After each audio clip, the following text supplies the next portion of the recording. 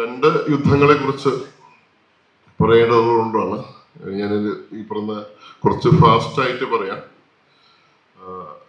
ശരിക്കും ഒത്തിരി സമയം എടുക്കുന്നതാണ് രണ്ട് യുദ്ധവും. കഴിഞ്ഞ 3 വർഷമായി നടക്കുന്ന യുക്രൈൻ യുദ്ധവും 1 വർഷത്തിലേറെയായി നടക്കുന്ന ഗാസ യുദ്ധവുമാണ് വാസ്തവത്തിൽ പ്രതിപാദിക്കേണ്ടത്.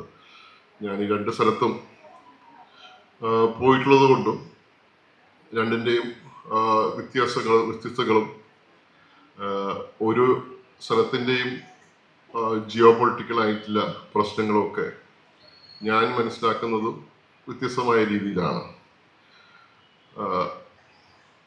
എന്നാലും പൊതുവെ യുദ്ധം എന്ന ഒരു പ്രതിഭാസത്തെക്കുറിച്ച് ചെറിയൊരു നമ്മുടെ ഒരു കാഴ്ചപ്പാട്, അല്ലെങ്കിൽ എൻ്റെ ഒരു കാഴ്ചപ്പാട്, ഞാൻ കഴിഞ്ഞ ഒരു 10-30 വർഷമായിട്ട് ഒരു 40 രാജ്യങ്ങളിലൊക്കെ പോകുമ്പോൾ പ്രധാനമായിട്ടും ഇങ്ങനെയുള്ള വൈകുന്നേരങ്ങളിലോ അല്ലെങ്കിൽ ഫ്രീ ആയി കിട്ടുന്ന സമയങ്ങളിലൊക്കെ സഹപ്രവർത്തകർ, കൂടെയുള്ള ഡോക്ടർമാര്, നഴ്സുമാര്, ലോജിസ്റ്റിഷ്യൻസ് എല്ലാവരും കൂടെ ഒരുമിച്ചിരിക്കുമ്പോൾ മിക്കവാറും ഒക്കെ ഏറ്റവും അധികം ചർച്ച ചെയ്യപ്പെടുന്നത് യുദ്ധത്തെ കുറിച്ച് തന്നെയാണ്.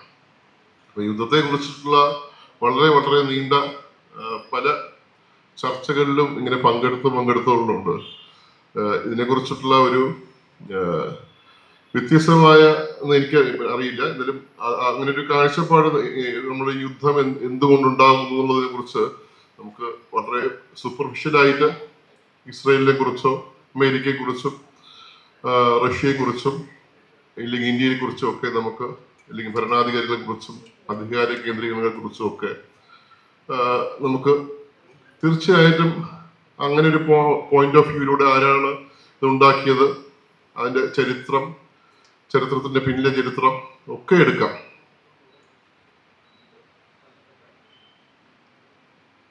എന്തായാലും ഒരു കാര്യം ഉറപ്പാണ്, ഇങ്ങനെ ഒരു സംരംഭം അല്ലെങ്കിൽ യുദ്ധം എന്ന ഒരു പരിപാടി വാസ്തവത്തിൽ മനുഷ്യൻ എന്നൊരു സ്പീഷീസിനെ കേന്ദ്രീകരിച്ചാണ് നിൽക്കുന്നത്.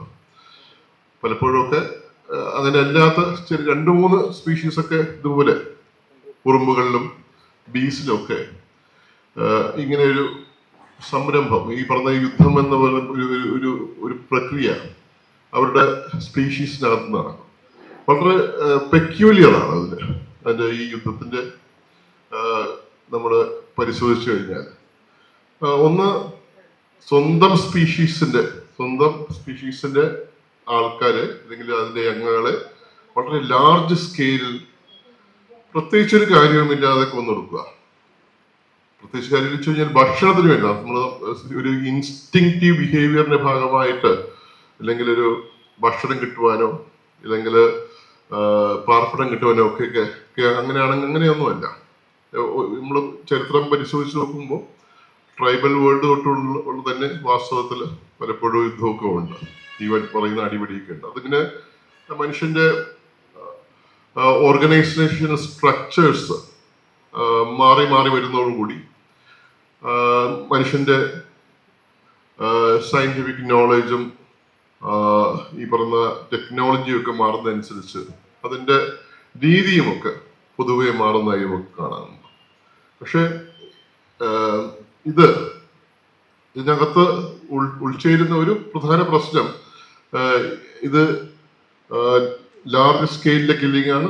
ഫുഡിന് വേണ്ടിയിട്ടോ അങ്ങനെ പ്രത്യേകിച്ച് എന്തെങ്കിലും ഒക്കെ ഒരു ഇൻസ്റ്റിങ്ക്റ്റീവ് ആയിട്ടുള്ള ഒരു കാര്യത്തിന് വേണ്ടിയിട്ടൊന്നും അല്ല. ബൗണ്ടറീസ് വളരെ പ്രത്യേകതയുള്ളതാണ്. നമ്മളിപ്പോ പക്ഷികൾക്കൊന്നും ഈ പറയുന്ന വേറെ സ്ഥലത്തൊക്കെ പോകാനായിട്ട് വിസയും പാസ്പോർട്ടൊന്നും എടുക്കണ്ടല്ലോ. മനുഷ്യർക്ക് മാത്രമാണ് വാസ്തവത്തിൽ ഈ അതിർത്തികളും ഒക്കെ ഇങ്ങനെ ബാധകമായിരിക്കുന്നതും, ഈ അതിർത്തികൾക്ക് അകത്തും അതിർത്തികൾക്ക് അപ്പുറത്തുമുള്ള ആൾക്കാരെ വ്യത്യസ്തരായി കാണുവാനും. ഉദാഹരണത്തിന് ഇന്ത്യയിലെ ഒരു മനുഷ്യൻ ഇവിടെ ആരെ ഒരു കൊലപാതകം നടത്തി കഴിഞ്ഞാൽ തീർച്ചയായും പോലീസ് അറസ്റ്റ് ചെയ്യും, അദ്ദേഹം ജയിലിൽ കൊണ്ടുപോവുകയൊക്കെ ചെയ്യും. പക്ഷെ അതേ ഒരു മനുഷ്യൻ അപ്പുറത്ത് പാകിസ്ഥാനിൽ നിൽക്കുന്ന ഒരു പട്ടാളക്കാരനെ വെടിവെച്ചിട്ട് കഴിഞ്ഞാൽ അദ്ദേഹത്തിന് വലിയൊരു അവാർഡും മുദ്രയും ഒക്കെയാണ് കിട്ടുന്നത്.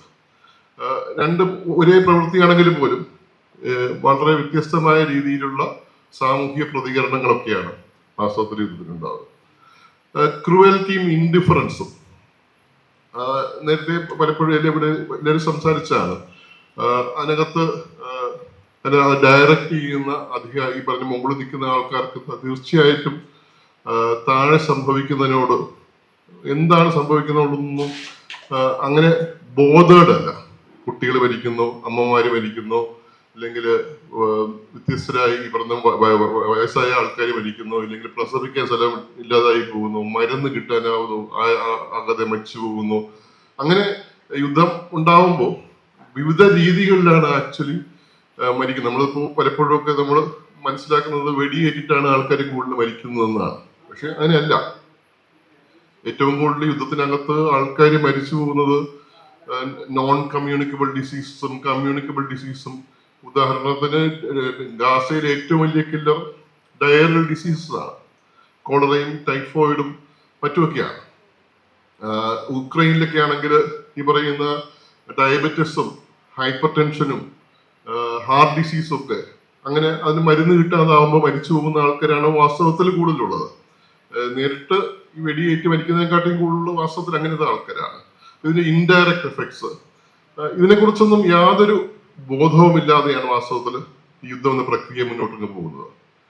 പിന്നെ ഇതുപോലെ ജനോസൈഡിന്റെ ഹിസ്റ്ററിയും ഇതുപോലെ തന്നെയാണ്. മനുഷ്യന്റെ ഒരുപക്ഷെ ഇത് വളരെ മനുഷ്യൻ നടത്തുന്ന യുദ്ധത്തിനകത്ത് ഒരു പ്രത്യേകതയുള്ള ഒരു സംഭവമായി ജനോസൈഡ് ഇപ്പൊ മാറുന്നുണ്ട്. ഒരു ജനവിഭാഗത്തെ അല്ലെങ്കിൽ ഒരു റിലിജിയൻ അല്ലെങ്കിൽ ഒരു പ്രൊട്ടക്റ്റഡ് ആയിട്ടുള്ള ഒരു കൂട്ടം ആൾക്കാര് എങ്ങനെയെങ്കിലും അവരെ നശിപ്പിക്കണം എന്ന രീതിയിൽ, മൊത്തമായി തന്നെ നശിപ്പിക്കണമെന്ന രീതിയിൽ വളരെ ഡെലിബറേറ്റ് ആയിട്ട് ചെയ്യുന്ന ഫിസിക്കലായിട്ടുള്ള ആക്രമണമുണ്ട്.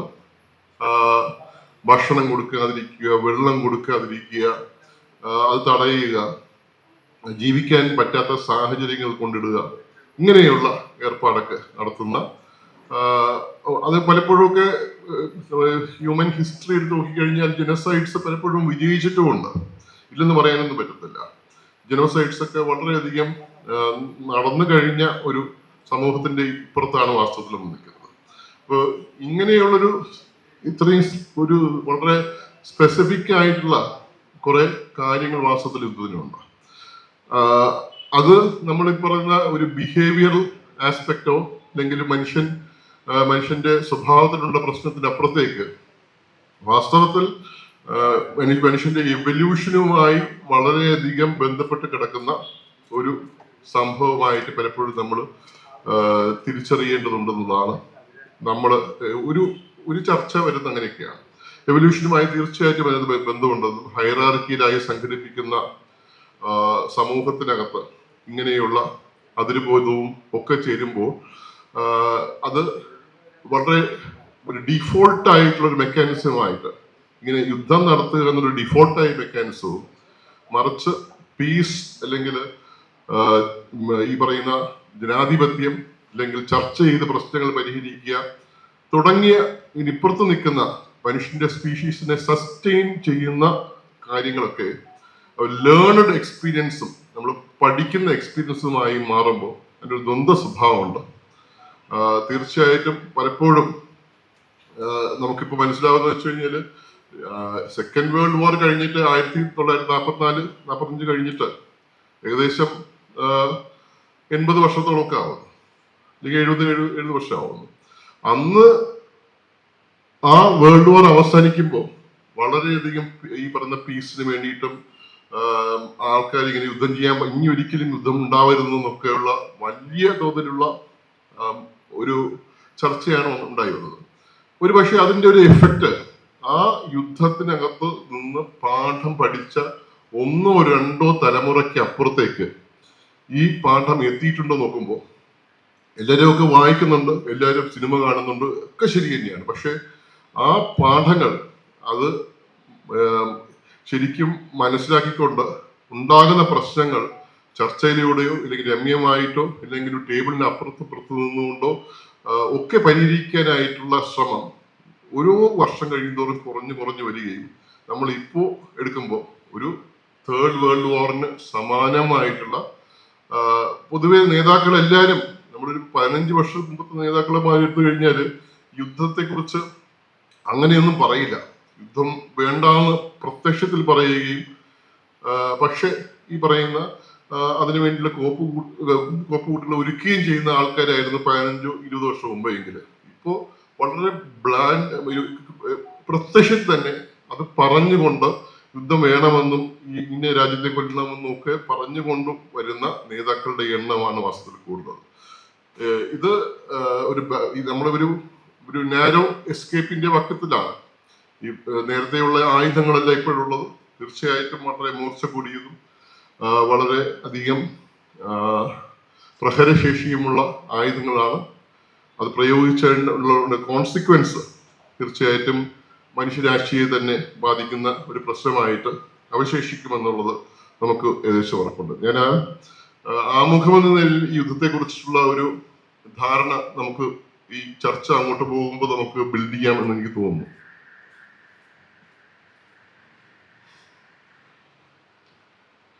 ഉക്രൈൻ യുദ്ധം നോക്കുമ്പോൾ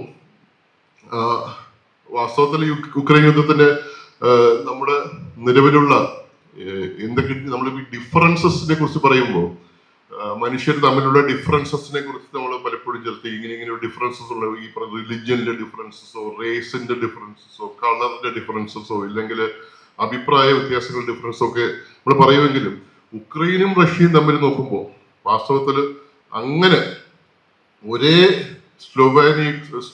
ഈ പറഞ്ഞ സ്ലോവാക്ക് വംശീയതയിൽപ്പെട്ട ആൾക്കാരാണ് ഈ റഷ്യയിലും ഈ പറയുന്ന ഇവിടെയുള്ളത്, ഉക്രൈനിലും ഉള്ളത്.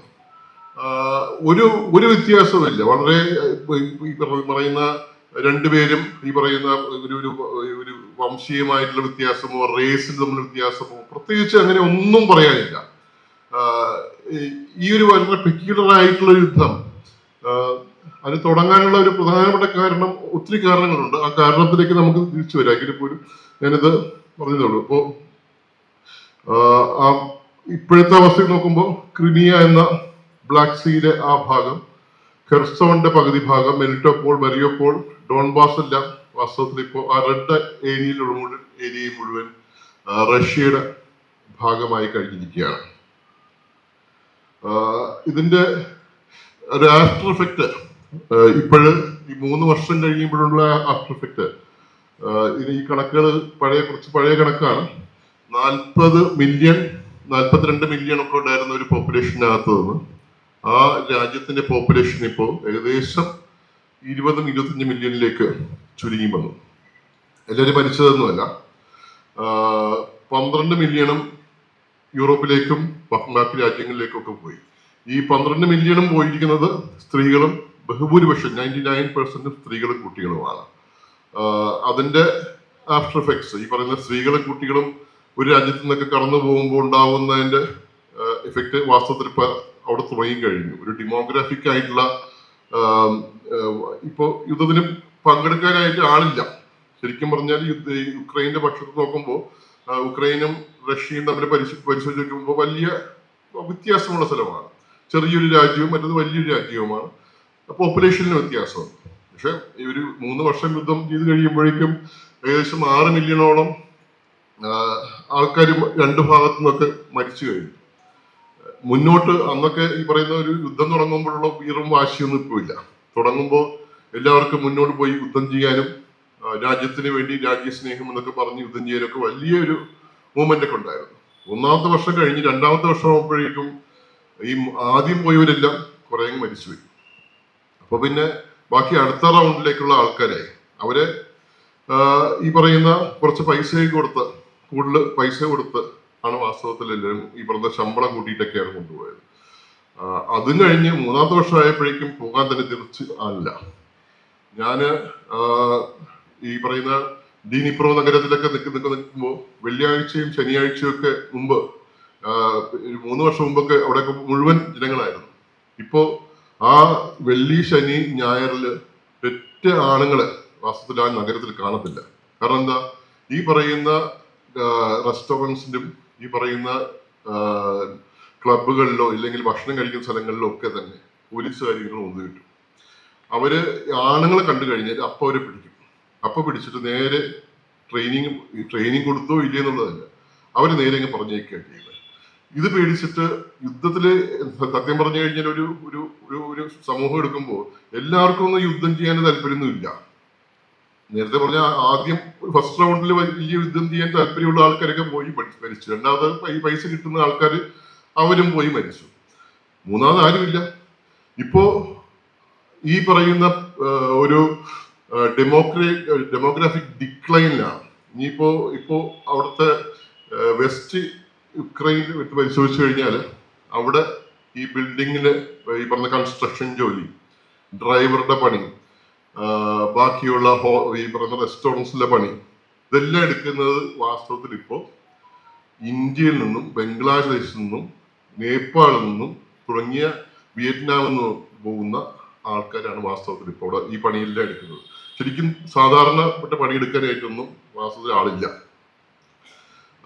ഇത് കൊണ്ടുണ്ടാവുന്ന കുടുംബത്തിന്റെ തകർച്ച, സാമൂഹിക പ്രത്യാഘാതങ്ങളൊക്കെ നമുക്ക് വീണ്ടും പരിശോധിക്കാം. പക്ഷേ മിക്കവാറും എല്ലാവരും പോയവരൊക്കെ അവരുടെ സ്ഥിതി എന്ന് വെച്ച് കഴിഞ്ഞാൽ വളരെ ദയനീയമാണ്. വളരെ ദയനീയം വെച്ച് കഴിഞ്ഞാൽ ഈ പറയുന്ന ഒരു റെഫ്യൂജി ആയിട്ട് നമുക്കൊരു വേറെ സ്ഥലത്തേക്ക് പോകുമ്പോൾ ഉള്ളൊരു മാനസികാവസ്ഥ വളരെ വ്യത്യസ്തമാണ്. നമുക്ക് ഒരിക്കലും നമ്മുടെ വീടായിട്ടോ നമ്മുടെ സ്ഥലമായിട്ടോ ഒരിക്കലും കാണാൻ കഴിയില്ല.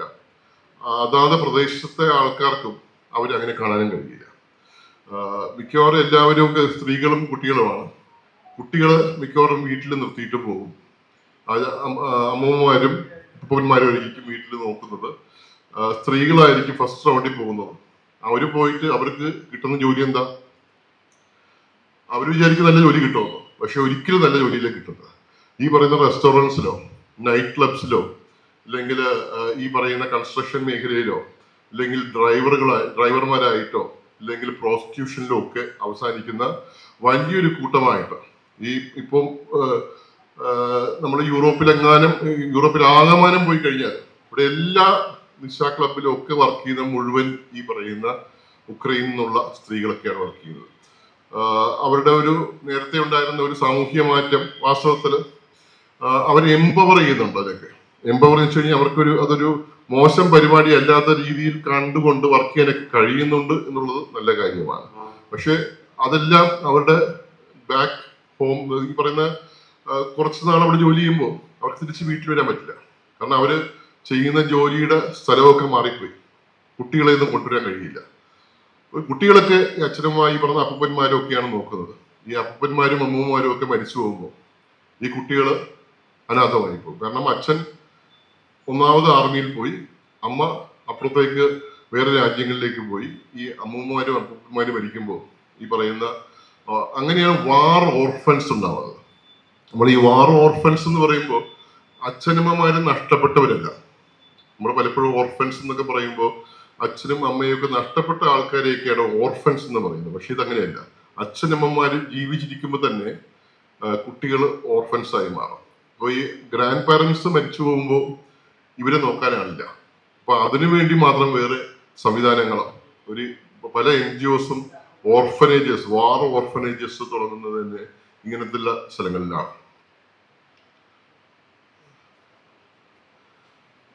അപ്പോ ആക്ച്വലി ഇപ്പൊ ഒരു റെഫ്യൂജി ക്രൈസിസ് നോക്കുമ്പോൾ സിറിയയെക്കാട്ടി മുകളിലാണ്. കാരണം സിറിയയിലെ ക്രൈസിസ് ആയിരുന്നു നമ്മുടെ മുമ്പിൽ ഏറ്റവും ഉണ്ടായിരുന്ന ഒരു വലിയ ക്രൈസിസ് ആയി ഉണ്ടായിരുന്നത്.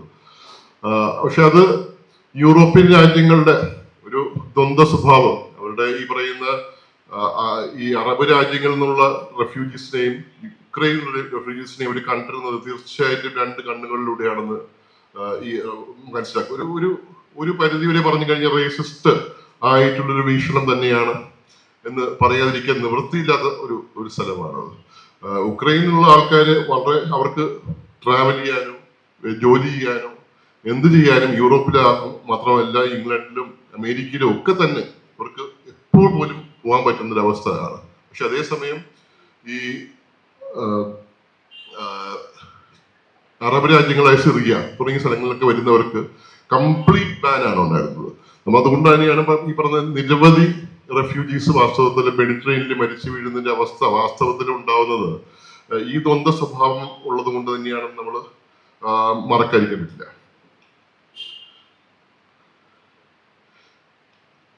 ഇവർക്ക് എന്ത് സംഭവിച്ചിരിക്കുന്നത് നമ്മൾ കണ്ടതാണ്.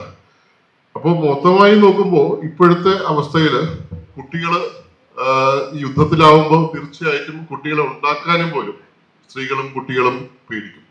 കാരണം അത് വളർന്നൊരു ഈ യുദ്ധത്തിനകത്ത് വളരുന്നത് ഒരു ഭയങ്കര ബുദ്ധിമുട്ടായത് കൊണ്ട് തന്നെ ഒരു തരം യുദ്ധം ഇൻഡ്യൂസ് ചെയ്തിട്ടുള്ള ഒരു പറയുന്ന ഒരു കോൺട്രാസെപ്ഷൻ ഇവിടെ നിലനിൽക്കുന്നുണ്ട്. ആരും കുട്ടികളെ ഉണ്ടാക്കത്തില്ല. കുട്ടികളുടെ എണ്ണം വളരെയധികം കുറഞ്ഞു കഴിഞ്ഞു. ജോലി ചെയ്യാൻ ആളില്ല. ഒരു പക്ഷേ യുദ്ധം ഇവിടെ അവസാനിച്ചാൽ പോലും എനിക്ക് തോന്നുന്നു ഏറ്റവും വലിയ ക്രൈസിസ് ഉണ്ടാവുന്നത് ഒരു പക്ഷേ ഈ പറയുന്ന ഉക്രൈൻ യുദ്ധം അവസാനിക്കുന്ന ഒരു സമയത്തായിരിക്കും.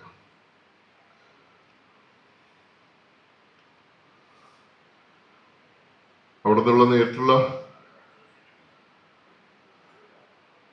ബോംബിംഗ് ആണ്. ഞാൻ വർക്ക് ചെയ്തിരുന്നത് ഈ ഈസ്റ്റേൺ എൻഡിലുള്ള സപ്പറേഷ്യ, ഖാർക്കീവ് തുടങ്ങിയ സ്ഥലങ്ങളിലാണ്. മിക്കവാറും എല്ലാ ദിവസവും രാത്രിയാവുമ്പോൾ മിസൈൽസ് എല്ലാ ദിവസവും തന്നെ വന്നത്. ഒരു പട്ടണത്തിലേക്ക് സപ്പറേഷനിലൊക്കെ മിക്കവാറും 30 മുതൽ 50 വരെ ആൾക്കാരെങ്കിലും അടുത്ത ദിവസം രാവിലെ പരിക്കേറ്റിരിക്കും. 10 മുതൽ 15 പേരെങ്കിലും മരിച്ചിരിക്കും. അത് നിരന്തരം നടക്കുന്ന ഒരു ഏർപ്പാടായിട്ടാണ് ഈ സംഭവങ്ങളിലൊക്കെ നടക്കുന്നത്. ഇപ്പൊ 3 വർഷം കഴിയുമ്പോൾ അവർക്കത് ദൈനംദിന ഒരു സ്വഭാവമായി മാറിയിരിക്കുന്നത്. എല്ലാ വീടുകളിലും ബങ്കറുകളുണ്ട്. ബങ്കറിലും എല്ലാ ദിവസവും ഈ പറയുന്ന സൈറൺ അടിക്കുമ്പോൾ എല്ലാവരും പോയി ബങ്കറിൽ കിടക്കും. അത് കഴിഞ്ഞ് തിരിച്ചു വന്ന് ഇത് സാധാരണ ഏർപ്പാടിലേക്ക്. ഒരു സാധാരണ ജീവിതത്തിനകത്ത് യുദ്ധം വന്നു കയറുമ്പോൾ നമ്മൾ വിചാരിക്കും എല്ലാവരും ഒക്കെ പേടിച്ചു കഴിക്കുമെന്ന്. പക്ഷെ 3 വർഷവും കഴിയുമ്പോൾ അതൊരു യുദ്ധത്തിനോട് താതാത്മ്യം പ്രാപിച്ചുകൊണ്ട് ജീവിക്കുന്ന അവസ്ഥയിലേക്ക് മൊത്തം സമൂഹവും അങ്ങ് മാറിപ്പോവുകയാണ് ചെയ്യുന്നത്. എല്ലാം നോർമലൈസ്ഡ് ആയിട്ടുള്ള ഒരു സിറ്റുവേഷനാണ് വാസ്തവത്തിൽ ഇപ്പോൾ അവിടെ നിൽക്കുന്നത്. ഇത് അവിടുത്തെ ഒരു ഹോസ്പിറ്റലാണ്. ഹോസ്പിറ്റല് നമ്മൾ പലപ്പോഴും പറയുന്ന പോലെ ഹോസ്പിറ്റല് ഗാസയില് മാത്രമല്ല ഹോസ്പിറ്റല് ബോംബ് ചെയ്യപ്പെടുന്നത്. ഞാനിത് നമ്മൾ പരിശോധിക്കുമ്പോൾ അഫ്ഗാനിസ്ഥാനില്, സിറിയയില്, ലിബിയയില്, യമനില് മിക്കവാറും എല്ലാ സ്ഥലങ്ങളിലൊക്കെ തന്നെ ഹോസ്പിറ്റൽസ്. ഇപ്പോ സുഡാനിലും കഴിഞ്ഞ ഒരു മാസത്തിന് മുമ്പ് സുഡാനിൽ തന്നെ സംഭവിച്ചു. അവിടെയും ഹോസ്പിറ്റൽ ബോംബ് ചെയ്യപ്പെട്ടിട്ടുണ്ട്. അതിന്റെ ഒരു ലോജിക്ക് വളരെ ഇൻട്രസ്റ്റിംഗ് ആണ്. ഹോസ്പിറ്റൽസിനെ പലപ്പോഴൊക്കെ ആൾക്കാർ ഈ പറയുന്ന ഒരു പട്ടാളത്തിന്റെ അല്ലെങ്കിൽ മിലിറ്ററി മെഷീനറി അതിനെ കാണുന്നത് ഒരു വർക്ക്ഷോപ്പായിട്ടാണ് കാണുന്നത്. ഈ പറയുന്ന കാറൊക്കെ നന്നാക്കുന്ന, ലോറിയൊക്കെ ചീത്തയാൽ നന്നാക്കുന്ന ഒരു സ്ഥലമാണത്. അപ്പൊ മനുഷ്യര് വളരെ പാടുപെട്ട് വെടിവെച്ചിട്ട് അവന്റെ കൈയും കാലും ഒക്കെ പോയിട്ട് അവനെ ശരിക്കും പറഞ്ഞാൽ കൊല്ലണമെന്ന് പറഞ്ഞ് വെടിവെക്കുന്നതാണ്. അപ്പൊ കൈയും കാലും ഒക്കെ പോയി അവനെ റിപ്പയർ ചെയ്ത് കഴിഞ്ഞാൽ പിന്നെ അവനെന്താ ചെയ്യുക? അവൻ ആ തൊക്ക് എടുത്തുകൊണ്ട് വീണ്ടും വരികയാണ്. അപ്പൊ അത് ഒഴിവാക്കാൻ വേണ്ടിയിട്ട് തിരിച്ച് ഈ പറയുന്ന ഈ റിപ്പയർ ചെയ്യുന്ന സ്ഥലം അങ്ങ് ബോംബ് ചെയ്ത് കഴിഞ്ഞാൽ ആ ഒരു പ്രശ്നം കൃത്യമായിട്ട് അവസാനിക്കും. കുറെ നാളത്തേക്ക് അവസാനിക്കും. അത് വളരെ കറക്റ്റായിട്ടുള്ള ലോജിക്കാണ്. ഈ ലോജിക്ക് വളരെ നന്നായി എല്ലാവരും അപ്ലൈ ചെയ്യും എന്നുള്ളതാണ്. നമ്മൾ വിചാരിക്കും അങ്ങനെയല്ല സംഭവിക്കുന്നതെന്ന്. പക്ഷെ ജനീവ കൺവെൻഷനും മറ്റുമൊക്കെ എത്ര നാളെ നിലനിന്നാൽ പോലും ഇത് ഒരു യുദ്ധത്തിനകത്ത് മനുഷ്യരെ സംബന്ധിച്ചിടത്തോളം അവര് ജീവിക്കുന്ന ഈ ഒരു സ്ഥലത്ത് അവരും എപ്പോഴും മരിക്കാൻ പറ്റുന്നതാണ്. അപ്പോൾ ഒരിക്കൽ ഒരു ദുരന്തം അല്ലെങ്കിൽ ഒരിക്കൽ ഒരു എനിമിയെ എലിമിനേറ്റ് ചെയ്ത് കഴിഞ്ഞാൽ അവൻ തിരിച്ചു വരാതിരിക്കണമെങ്കിൽ എന്തൊക്കെ ചെയ്യാമോ അതൊക്കെ ചെയ്യാനായിട്ട് അവര് ശ്രമിക്കും. അതിന്റെ ഭാഗമായിട്ടാണ് വാസ്തവത്തിൽ പലപ്പോഴും ബോംബിങ് നടത്തുന്നത്. അപ്പൊ അതിനെതിരെ നമ്മൾ എത്ര കണ്ട് ശബ്ദിച്ചാലും പലപ്പോഴും ഇത് സംഭവിക്കുമെന്നുള്ളത് നമ്മൾ തിരിച്ചറിയേണ്ടതുണ്ട്. ഹോസ്പിറ്റലിനകത്തുള്ള ഒരു ജില്ലാ ഹോസ്പിറ്റലാണ് മുഴുവൻ അതുപോലെ തകർന്നു. ഈ ഒരു ബോംബിങ്ങിനകത്ത് തന്നെ ഏകദേശം 10-30 പേര് തകർന്നു, മരിച്ചു പോയിട്ടുണ്ട്. ഓരോ ബോംബിങ്ങിനകത്തും എന്ന് മാത്രമല്ല ഈ ഹോസ്പിറ്റൽസ് ആണ് സിവിലിയൻസിനെ കാട്ടി. നമ്മളിപ്പോ സിവിലിയൻസിന്റെ ഡെഫിനേഷൻ എടുത്ത് പരിശോധിച്ച് പോകുമ്പോൾ ആയുധം താഴെ വെച്ചവരെല്ലാവരും സിവിലിയൻസ് ആണ്. അപ്പൊ പട്ടാളക്കാരനായാലും അവൻ ആയുധം താഴെ ഇട്ട് കഴിഞ്ഞാൽ വാസ്തവ സിവിലിയാണ് കൺസിഡർ ചെയ്യേണ്ടത്. അപ്പൊ അവരെല്ലാവരും ചികിത്സിക്കുന്ന ഹോസ്പിറ്റലാവുമ്പോൾ പ്രത്യേകിച്ച് ഒരു സെർച്ച് ചെയ്യും ഈ പറയുന്ന പട്ടാളത്തിൽ നിന്നുള്ള ആൾക്കാർ ഏത് ഹോസ്പിറ്റലാണ് കൂടുതൽ ചികിത്സിക്കുന്നതെന്ന്. അവിടെയായിരിക്കും കൂടുതൽ ബോംബിങ്ങും നടക്കുന്നത്. അവിടുത്തെ ഇൻഫ്രാസ്ട്രക്ചർ ഡാമേജ് ആണ് ഏറ്റവും വലിയ പ്രശ്നം.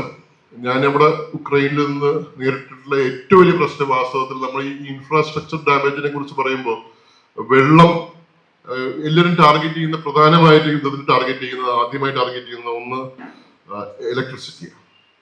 ഇലക്ട്രിസിറ്റി പറഞ്ഞ കറണ്ട് ഉൽപ്പാദിപ്പിക്കുന്ന കേന്ദ്രങ്ങൾ തകർക്കുക എന്നുള്ളതാണ്.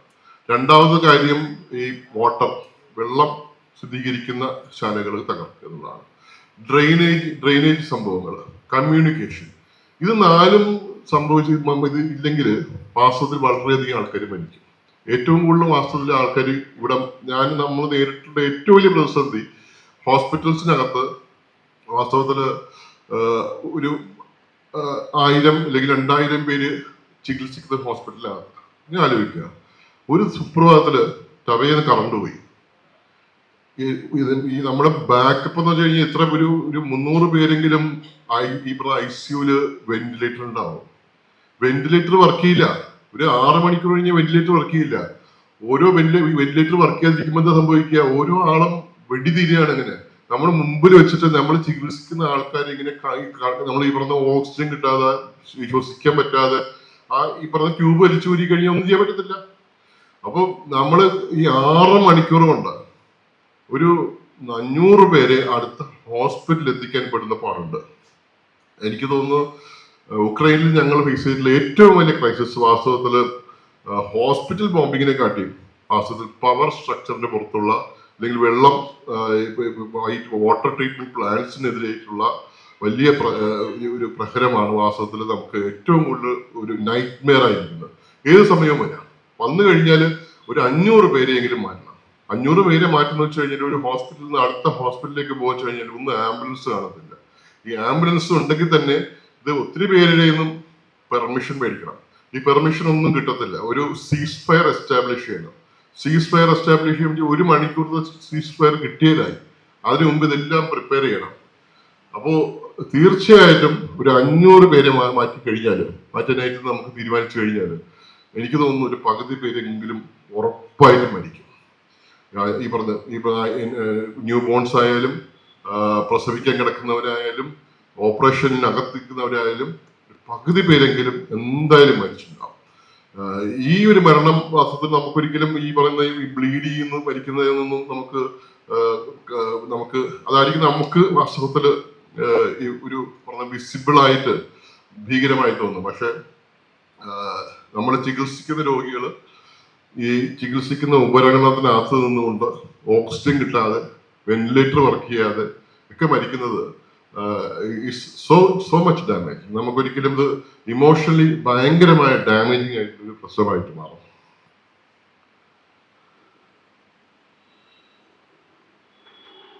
രണ്ടാമത്തെ ഒരു മിക്കവാറും ടാർഗറ്റ്സ് സൂപ്പർ മാർക്കറ്റുകളാണ്. സൂപ്പർ മാർക്കറ്റുകളൊക്കെ ബോംബ് ചെയ്ത് കഴിഞ്ഞ ഏകദേശം ഒരു 100-200 പേരെങ്കിലും അതിനകത്ത് ഒരു ടെററൈസിങ് ആയിട്ടുള്ള ഏർപ്പാടായിട്ടാണ് വാസ്തവത്തിൽ പലപ്പോഴും ഈ പറയുന്ന സൂപ്പർ മാർക്കറ്റുകൾ മാറുന്നത്.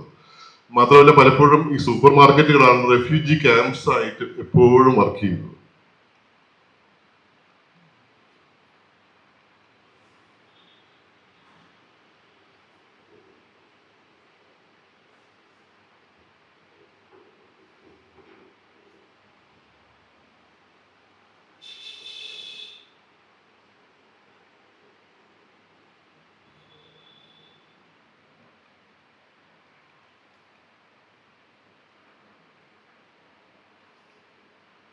ഇത് നമ്മളവിടെ നടത്തിയ ഒരു ഓർഫനേജിനകത്ത് നിന്ന് ഞാനൊരു കുട്ടിയെ എടുത്തു വെച്ചിട്ടുണ്ട്. ഈ കുട്ടിക്ക് തീർച്ചയായിട്ടും ഈ പറഞ്ഞ എൻ്റെ അമ്മയും അമ്മ പോളണ്ടിൽ വർക്ക് ചെയ്യുകയാണ്.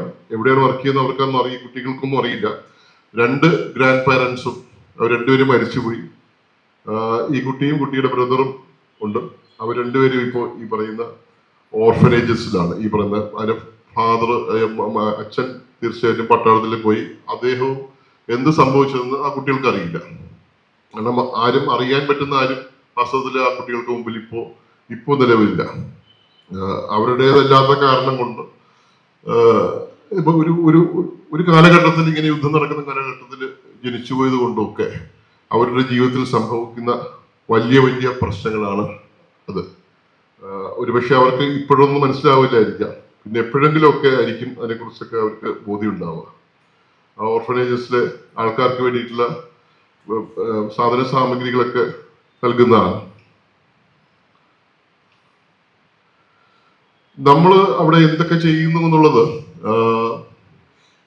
ഈ പറയുന്ന ഒരു ഉക്രൈനിലെ സ്ഥിതിയും ഇപ്പോഴത്തെ ഗാസയുടെ സ്ഥിതി തമ്മിൽ വളരെയധികം വ്യത്യസ്തമാണ്. തുടക്കത്തിലൊക്കെ വാസ്തവത്തിൽ വളരെയധികം ഡാമേജ്, വാസ്തവത്തിൽ ഫ്രണ്ട് ലൈനിലൊക്കെ ഒത്തിരി പേര് മരിച്ചു വീഴുന്ന ഒരു സ്ഥലമാണ് വാസ്തവത്തിൽ ഉക്രൈനിൽ നമുക്ക് കാണാൻ കഴിയുന്നത്. അത് ഗ്രാജുവലായിട്ട് ഇപ്പോഴത്തെ ഒരു വാർഫെയർ നോക്കുമ്പോൾ, ഇപ്പോൾ ഞാൻ തിരിച്ചു വരാൻ നേരത്ത് നോക്കുമ്പോൾ കംപ്ലീറ്റ്ലി മാറിയിട്ടുണ്ട്. വാർഫെയർ മുഴുവൻ മാറിയിട്ടുണ്ട്. അതിന് ഇഞ്ചുറീസ് മുഴുവൻ ഇപ്പൊ മുഴുവൻ ഡ്രോൺ വാർഫെയർ ആണ്. ഡ്രോൺ വാർഫെയർ എന്ന് വെച്ച് കഴിഞ്ഞാൽ നമ്മൾ ഊഹിക്കുന്നതിനപ്പുറത്തേക്കാണ് ഡ്രോണുകൾ ഉപയോഗിക്കുന്നത്. ഒരു 10 കിലോമീറ്റർ ഫ്രണ്ട് ലൈനിൽ മൊത്തം ഏരിയയിലും ഈ പറയുന്ന ഡ്രോൺസ് വിന്യസിച്ചിരിക്കുകയാണ്. അത് പലതരത്തിലുള്ള ഡ്രോൺസ് ആണ്. ഈ പറയുന്ന എന്തൊക്കെ നടക്കുന്നതെന്ന് കണ്ട് ഈ പറഞ്ഞ reconnaissance drones, bombing drones, first person drones, ഇതിന്റെ ഫോട്ടോ ഒക്കെ എടുത്ത് തിരിച്ചയക്കുന്ന ഡ്രോൺസ്, അങ്ങനെ നിരവധി ഡ്രോണുകളും അതിന്റെ മുകളിൽ വർക്ക് ചെയ്യുന്ന സോഫ്റ്റ്വെയർ എഞ്ചിനീയർമാരും അവരൊക്കെ താമസിക്കുന്ന ഗുഹ പോലുള്ള സ്ഥലങ്ങളും ഒക്കെ ആയിട്ടുള്ള വളരെ സങ്കീർണമായിട്ടുള്ള യുദ്ധമായിട്ട് വാസ്തവത്തിൽ ഇപ്പോൾ ഉക്രൈൻ റഷ്യൻ യുദ്ധം മാറിക്കഴിഞ്ഞിരിക്കുന്നത്. ഇപ്പോൾ സ്ഥിരമായിട്ടുള്ള ഒരു ഏർപ്പാട്, ഈ മിസൈൽ വന്ന് പതിക്കുന്നതിനപ്പുറത്തേക്ക് നമ്മൾ താമസിക്കുന്ന ഹോസ്പിറ്റലിലോ അല്ലെങ്കിൽ നമ്മൾ വർക്ക് ചെയ്യുന്ന ഹോസ്പിറ്റലിലോ ഒക്കെ തന്നെ പലപ്പോഴായിട്ട് ബോംബ് ചെയ്യപ്പെട്ടിട്ടുണ്ട്, ആൾ മരിച്ചിട്ടുണ്ട്. പക്ഷെ യുദ്ധത്തിന് മൊത്തമായിട്ടുള്ളൊരു ഗതി വളരെയധികം മാറിയിട്ടുണ്ട്. അപ്പോൾ ഇതിന്റെ പരിണതഫലം ഈ വളരെ രസകരമായിട്ട് എൻ്റെ ഒരു സുഹൃത്ത്, അദ്ദേഹം ഇപ്പോഴത്തെ റിക്രൂട്ട്മെന്റ് നേരത്തെ ഒന്നും ഡോക്ടർമാരെയും നഴ്സുമാരെയും പാരാമെഡിക്സിനെയൊന്നും ഈ ആർമിയിലേക്ക് റിക്രൂട്ട് ചെയ്യില്ലായിരുന്നു. ഇപ്പൊ അവസാനമായിട്ട് അവരെയും റിക്രൂട്ട് ചെയ്ത് തുടങ്ങി. അവരെ റിക്രൂട്ട് ചെയ്തപ്പോൾ എൻ്റെ ഒരു കൂടെ വർക്ക് ചെയ്യുന്ന ഡോക്ടർ, അദ്ദേഹം പോയി. ഇതുപോലെ തന്നെ അദ്ദേഹത്തിനെ പിടിച്ചുകൊണ്ട് പോവുക ചെയ്ത്. അദ്ദേഹത്തിന് ഈ പറഞ്ഞ ജീവിതത്തിൽ ഒരിക്കലും ഈ പറയുന്ന ആയുധമൊന്നും ഉപയോഗിച്ചിട്ടില്ല. കക്ഷിയെ പിടിച്ചിട്ട് ആദ്യം ആ ചികിത്സിക്കാനാണ് ഉപയോഗിച്ചത്. പിന്നെ ഒരു ദിവസം അതിൽ പെട്ടെന്ന് വാന്ന് പറഞ്ഞിട്ട് അവർ ബറ്റാലിയന്റെ കൂടെ അങ്ങനെ അയച്ചു. അദ്ദേഹം പറഞ്ഞ് വലിയൊരു കെട്ടിടത്തിനകത്ത് നിന്ന് അതിന്റെ ചെറിയ ദൂരങ്ങളിലൂടെ അയാൾ ഇങ്ങനെ പുറത്തേക്ക് നോക്കുകയാണ്. എല്ലാവരും ഇങ്ങനെ തോക്കം പിടിച്ച് നോക്കുകയാണ്, ഇയാളും നോക്കം പിടിച്ച് നോക്കിക്കൊണ്ടിരിക്കുകയാണ്. അപ്പോൾ ഇയൊക്കെ കാണാം അപ്പുറത്തൊരു റഷ്യക്കാരൻ അപ്പുറത്ത് നിൽക്കുന്നത് കാണാം, 2-3 പേര് അങ്ങോട്ടും ഇങ്ങോട്ടും മനങ്ങുന്നത് കാണാം. അപ്പൊ കമാൻഡർ പറഞ്ഞു വെക്കടാ വെടി എന്ന് പറയുന്നത്. ഈ അടുത്തത് ഈ ശരിക്കും ലിറ്ററലി അയാളെ ഷൗട്ട് ചെയ്യാണ്, അയാളെ ഇടിക്കുകയാണ്. ഇയാൾക്ക് ഈ തോക്ക് പിടിച്ച് ഉന്നം പിടിക്കുന്നില്ലാണ്ട് വെടിവെക്കാൻ കഴിയുന്നില്ല. ഒരു ഈ പറഞ്ഞ അനങ്ങുന്നില്ല. അവരെ പറഞ്ഞ എന്റെ കൈ അനങ്ങുന്നില്ല. അവസാനം ഇയാളങ്ങ് തള്ളി തൊഴിച്ച് താഴെ ഇട്ടിട്ട് മറ്റേയാള് പോയി വെടിവെക്കുന്നു. അപ്പൊ വെടിവെക്കുമ്പോൾ തന്നെ ഇത് ഒരാളെ കാണിച്ചിട്ട് വെടിവെക്കുമ്പോൾ അത് എവിടെ നിന്നാണ് വെടി വരുന്നത് നോക്കാൻ വേണ്ടിയിട്ടാണ് നിൽക്കുന്നത്. ആ ഭാഗത്തേക്ക് പിന്നെ ഡ്രോണുകൾ വന്നിട്ട് ഒരു 5-6 ഡ്രോണൊക്കെ ഇയാൾ ചുറ്റും മൂടി. അപ്പൊ ഈ ഡ്രോണ് എന്ന് പറയുന്നത് കഴിഞ്ഞാൽ നമ്മൾ വിചാരിക്കും ചില്ലറ വലിയ പ്രശ്നമില്ലാത്ത കാര്യം. അപ്പൊ ഇയാൾ ഓടുമ്പോൾ പുറകിലേ വരുന്നുണ്ടെന്ന്, അയാൾക്ക് ഓടാൻ പറ്റുന്നില്ല. അവസാനം മരത്തിന്റെ പുറത്ത് പിന്നിൽ കയറി ഇങ്ങനെ ഒളിച്ചിരുന്നു. അയാൾ വലിയൊരു മരത്തിന്റെ പേരിൽ വിളിച്ചിരുന്നു. അപ്പോൾ അയാൾ ഡിസ്ക്രൈബ് ചെയ്യുന്നതാണ്, ആ ഡ്രോണ് ഇങ്ങനെ സൈഡിൽ കൂടെ വന്നിട്ട് ഇങ്ങനെ നോക്കുകയാണ്. അയാള് സത്യം പറഞ്ഞാല് അപ്പോഴേക്കും വേറൊരാൾക്ക് ഈ ഡ്രോണിന്റെ ഇത് വെടിവെച്ച് കൊണ്ടുപോയി അയാളെ മരിച്ചു, അല്ലെങ്കിൽ താഴെ വീണു. ഇപ്പൊ പരിക്കേറ്റ് താഴെ വീണു. അയാളെ എടുക്കാൻ ഓടുമ്പോ ഇയാൾക്കും പരിക്കേറ്റു. അപ്പൊ ഈ ഡ്രോണിന്റെ സംഭവിച്ചു കഴിഞ്ഞാൽ മുഴുവൻ നേരത്തേക്ക് നമ്മൾ കാലിലോ കയ്യിലോ ഒക്കെയാണ് വാസ്തവത്തില് പരിക്കേൽക്കുക. ഇതിപ്പോ അങ്ങനെയല്ല. നേരെ മുഖത്താണ്, തലയിലും മുഖത്തും ചെസ്റ്റിലുമാണ് മുഴുവൻ ഇഞ്ചുറീസ്. മിക്കവരൊക്കെ തക്ഷണം അങ്ങ് മരിച്ചു. അതിന് സർവൈവ് ചെയ്ത് അവസാനം അയാൾ വന്നിട്ടാണ് ഈ കഥകളൊക്കെ നമ്മളോട് പറയുന്നത്. അപ്പോൾ മൊത്തമായി നോക്കുമ്പോൾ ഇപ്പോൾ അവിടെ രണ്ട് ഭാഗത്തും മരിക്കുന്നത് ഡ്രോൺ ഇഞ്ചുറീസ് കൊണ്ടാണ്. നേരിട്ടുള്ള വെടിയൊന്നും, ടാങ്കുകൾ, നേരിട്ടുള്ള വെടിവയ്പ്, ഈ പറഞ്ഞ ആർട്ടിലറി, ഇതെല്ലാം അപ്രസക്തമായിട്ട് പുതിയ വാർഫെയർ വാസ്തവത്തിൽ തുടങ്ങിക്കഴിഞ്ഞിരിക്കുകയാണ്. അപ്പൊ നമ്മളിതൊക്കെ ചികിത്സിക്കാനായിട്ട് ആൾക്കാരെ പഠിപ്പിക്കുക എന്നുള്ളതാണ് പ്രധാനപ്പെട്ട. ഞാനിപ്പോൾ മെഡിക്കൽ കോളേജിൽ വർക്ക് ചെയ്യണം. നമ്മൾ കഴിഞ്ഞ 20 വർഷമായിട്ടുള്ള നമ്മളെ എക്സ്പെർട്ടൈസ് ഇതിനോട് കൊടുക്കുക എന്ന് മാത്രമാണ് നമുക്ക് ചെയ്യാൻ പറ്റുന്നത്. പലപ്പോഴും അതൊക്കെ എത്ര % ഇത് ഉപയോഗം എന്ന് ചോദിക്കുമ്പോൾ വാസ്തവത്തിൽ അങ്ങനെയൊന്നും പറയാൻ പറ്റില്ല. ഒരു മൊത്തം പരിക്കേൽക്കുന്ന ആൾക്കാർ 25% ആണ് നമുക്ക് എന്തെങ്കിലുമൊക്കെ ചെയ്യാൻ കഴിയുന്നത്. 75% സക്കംബ് ചെയ്യുകയാണ് ചെയ്യുന്നത്.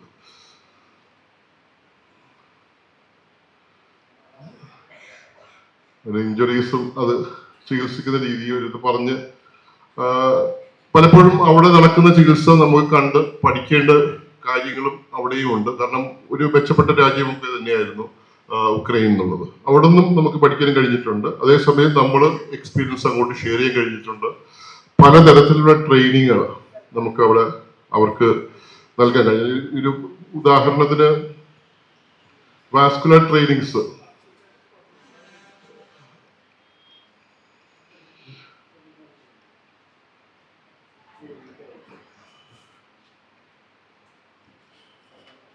ഞാൻ പെട്ടെന്നങ്ങ് പോവുകയാണ്.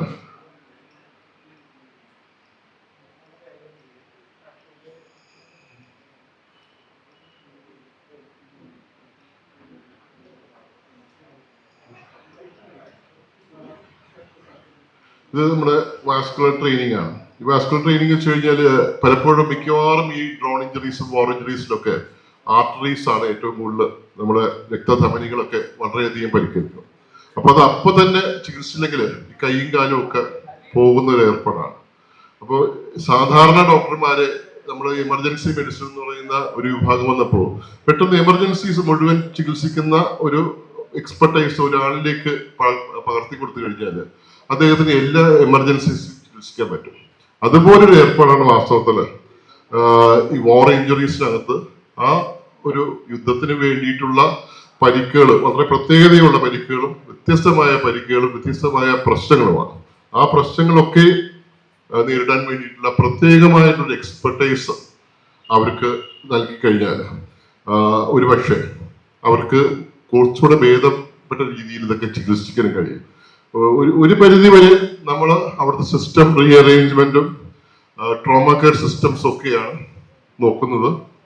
അത് കഴിഞ്ഞിട്ട് ഇതുപോലുള്ള ട്രെയിനിങ്ങുകൾ, നിരവധി ട്രെയിനിങ്ങുകൾ നടത്തുക എന്നുള്ളതാണ് നമ്മുടെ ഏറ്റവും വലിയ ദൗത്യമായിട്ട്. ഇപ്പൊ പലപ്പോഴും ഒക്കെ പുതിയ തരം റീകൺസ്ട്രക്ഷൻസ്, ബോൺ റീകൺസ്ട്രക്ഷൻസ് ഒക്കെ നമുക്ക് ഈ ടൈറ്റാനിയം കേജുകൾ, പുതിയ നെയിലുകൾ, അങ്ങനെ എല്ലുകളൊക്കെ പൊട്ടിക്കഴിഞ്ഞാൽ ഒരു 10-15 പീസായിട്ട് പോകും. പകരം വേറെ സാധനങ്ങളൊക്കെ എടുത്ത് വെച്ച് പിടിപ്പിക്കേണ്ടി വരുന്ന അവസ്ഥയാണ്.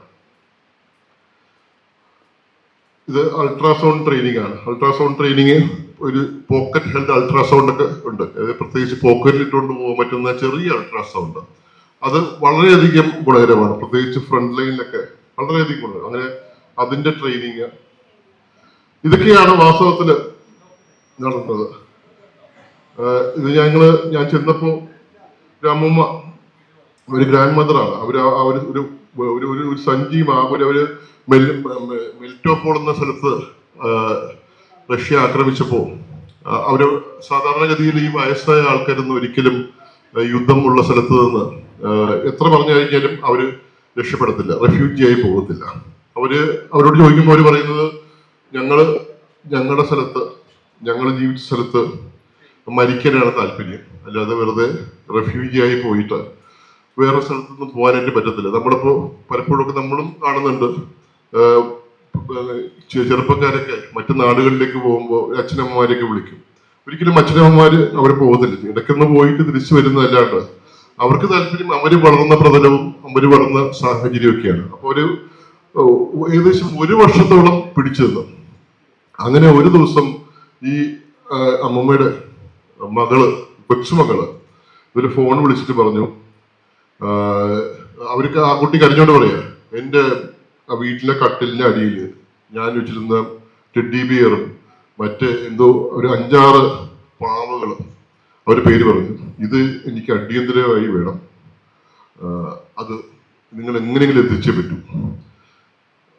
അതുവരെ 1 വർഷം വരെ നാട്ടിൽ നിന്ന് പോകാതിരുന്ന അമ്മൂമ്മ ആ ഒരു വെളുത്ത സഞ്ചിയിൽ വേറെ ഒന്നും എടുത്തില്ല അവര്. ആ ഒരു വെളുത്ത സഞ്ചിയിൽ ഇത് മാത്രം എടുത്തിട്ട് അവര് ഇറങ്ങിത്തിരിക്കുക. ഞാനിത് ഇവരെ സ്വീകരിക്കാനായിട്ട് സെപ്പറേഷനിൽ നിൽക്കുമ്പോൾ ഇവര് പറഞ്ഞതാ, റേഷൻ കാർഡോ ബാക്കിയുള്ള ഒരു സാധനവും അല്ലെങ്കിൽ വാല്യുബിൾസ് ആയിട്ടുള്ള ഓർണമെന്റ്സോ എല്ലാം അവർ കളഞ്ഞു. അവസാനം ഈ കുട്ടിക്ക് വേണ്ടിയിട്ടുള്ള 6 പാവകൾ മാത്രമായിട്ട് അവരത് എടുത്തുകൊണ്ട് ആ കുട്ടിയുടെ കാണാൻ വേണ്ടിയിട്ട് പോകുന്നൊരു പോക്കായിരുന്നു.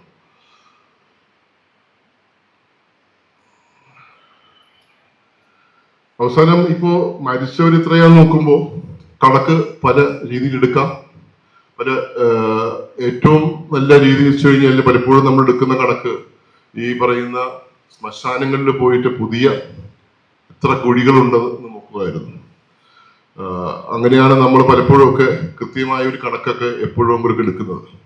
അങ്ങനെ എണ്ണിയതിന്റെ ഭാഗമായിട്ടാണ് ഞങ്ങൾ ഈ പറയുന്ന ഈ വിവിധ ഓർഗനൈസേഷൻസ് എല്ലാം കൂടി ചേർന്ന് നടത്തുമ്പോഴാണ് ഏകദേശം 6 മില്യൺ മുതൽ 7 മില്യൺ വരെ മരിച്ചിട്ടുണ്ടാകും എന്നുള്ള ഒരു ധാരണയുള്ളത്. കാരണം ഉക്രൈൻ മാധ്യമങ്ങൾ എപ്പോഴും റഷ്യൻ ആൾക്കാർ മരിച്ച കാര്യം മാത്രമേ പറയുള്ളൂ. സ്വന്തം രാജ്യത്ത് മരിച്ചവരുടെ എണ്ണം ഒരിക്കലും പറയില്ല. റഷ്യക്കാർ ഒരിക്കലും എപ്പോഴും ഉക്രൈനിൽ മരിച്ച ആൾക്കാരുടെ എണ്ണം മാത്രമേ പറയുള്ളൂ, അവരുടെ രാജ്യത്തിൽ ഒന്നും പറയില്ല. ആകെ കൂടെ ചെയ്യാൻ പറ്റുന്ന കാര്യം ഇവിടെയാണ്. എന്തായാലും മരിച്ചവരുടെ എണ്ണം ഇപ്പൊ വാസ്തവത്തിൽ ഇത്രയും കടന്നു കഴിഞ്ഞിട്ടുണ്ട്. ഇനി 3-ാമത്തെ വർഷം കഴിഞ്ഞ് അടുത്ത വർഷത്തേക്ക് പോവുകയാണ്. ഇപ്പോഴത്തെ ട്രംപ് വന്നപ്പോൾ ഒരു പക്ഷെ നമ്മൾ പ്രതീക്ഷിച്ചാണ് എന്തെങ്കിലുമൊക്കെ സംഭവിക്കുമെന്ന്. പക്ഷെ ഇതുവരെ ഒന്നും സംഭവിച്ചിട്ടില്ല. എനിക്ക് തോന്നുന്നില്ല ഈ ഇടയ്ക്കൊന്നും സംഭവിക്കാൻ സാധ്യതയുണ്ടെന്ന്. ഇത് മറ്റൊരു എരിഞ്ഞടങ്ങുന്ന പല യുദ്ധങ്ങൾ പല രീതിയിലാണ് തീരുന്നത്.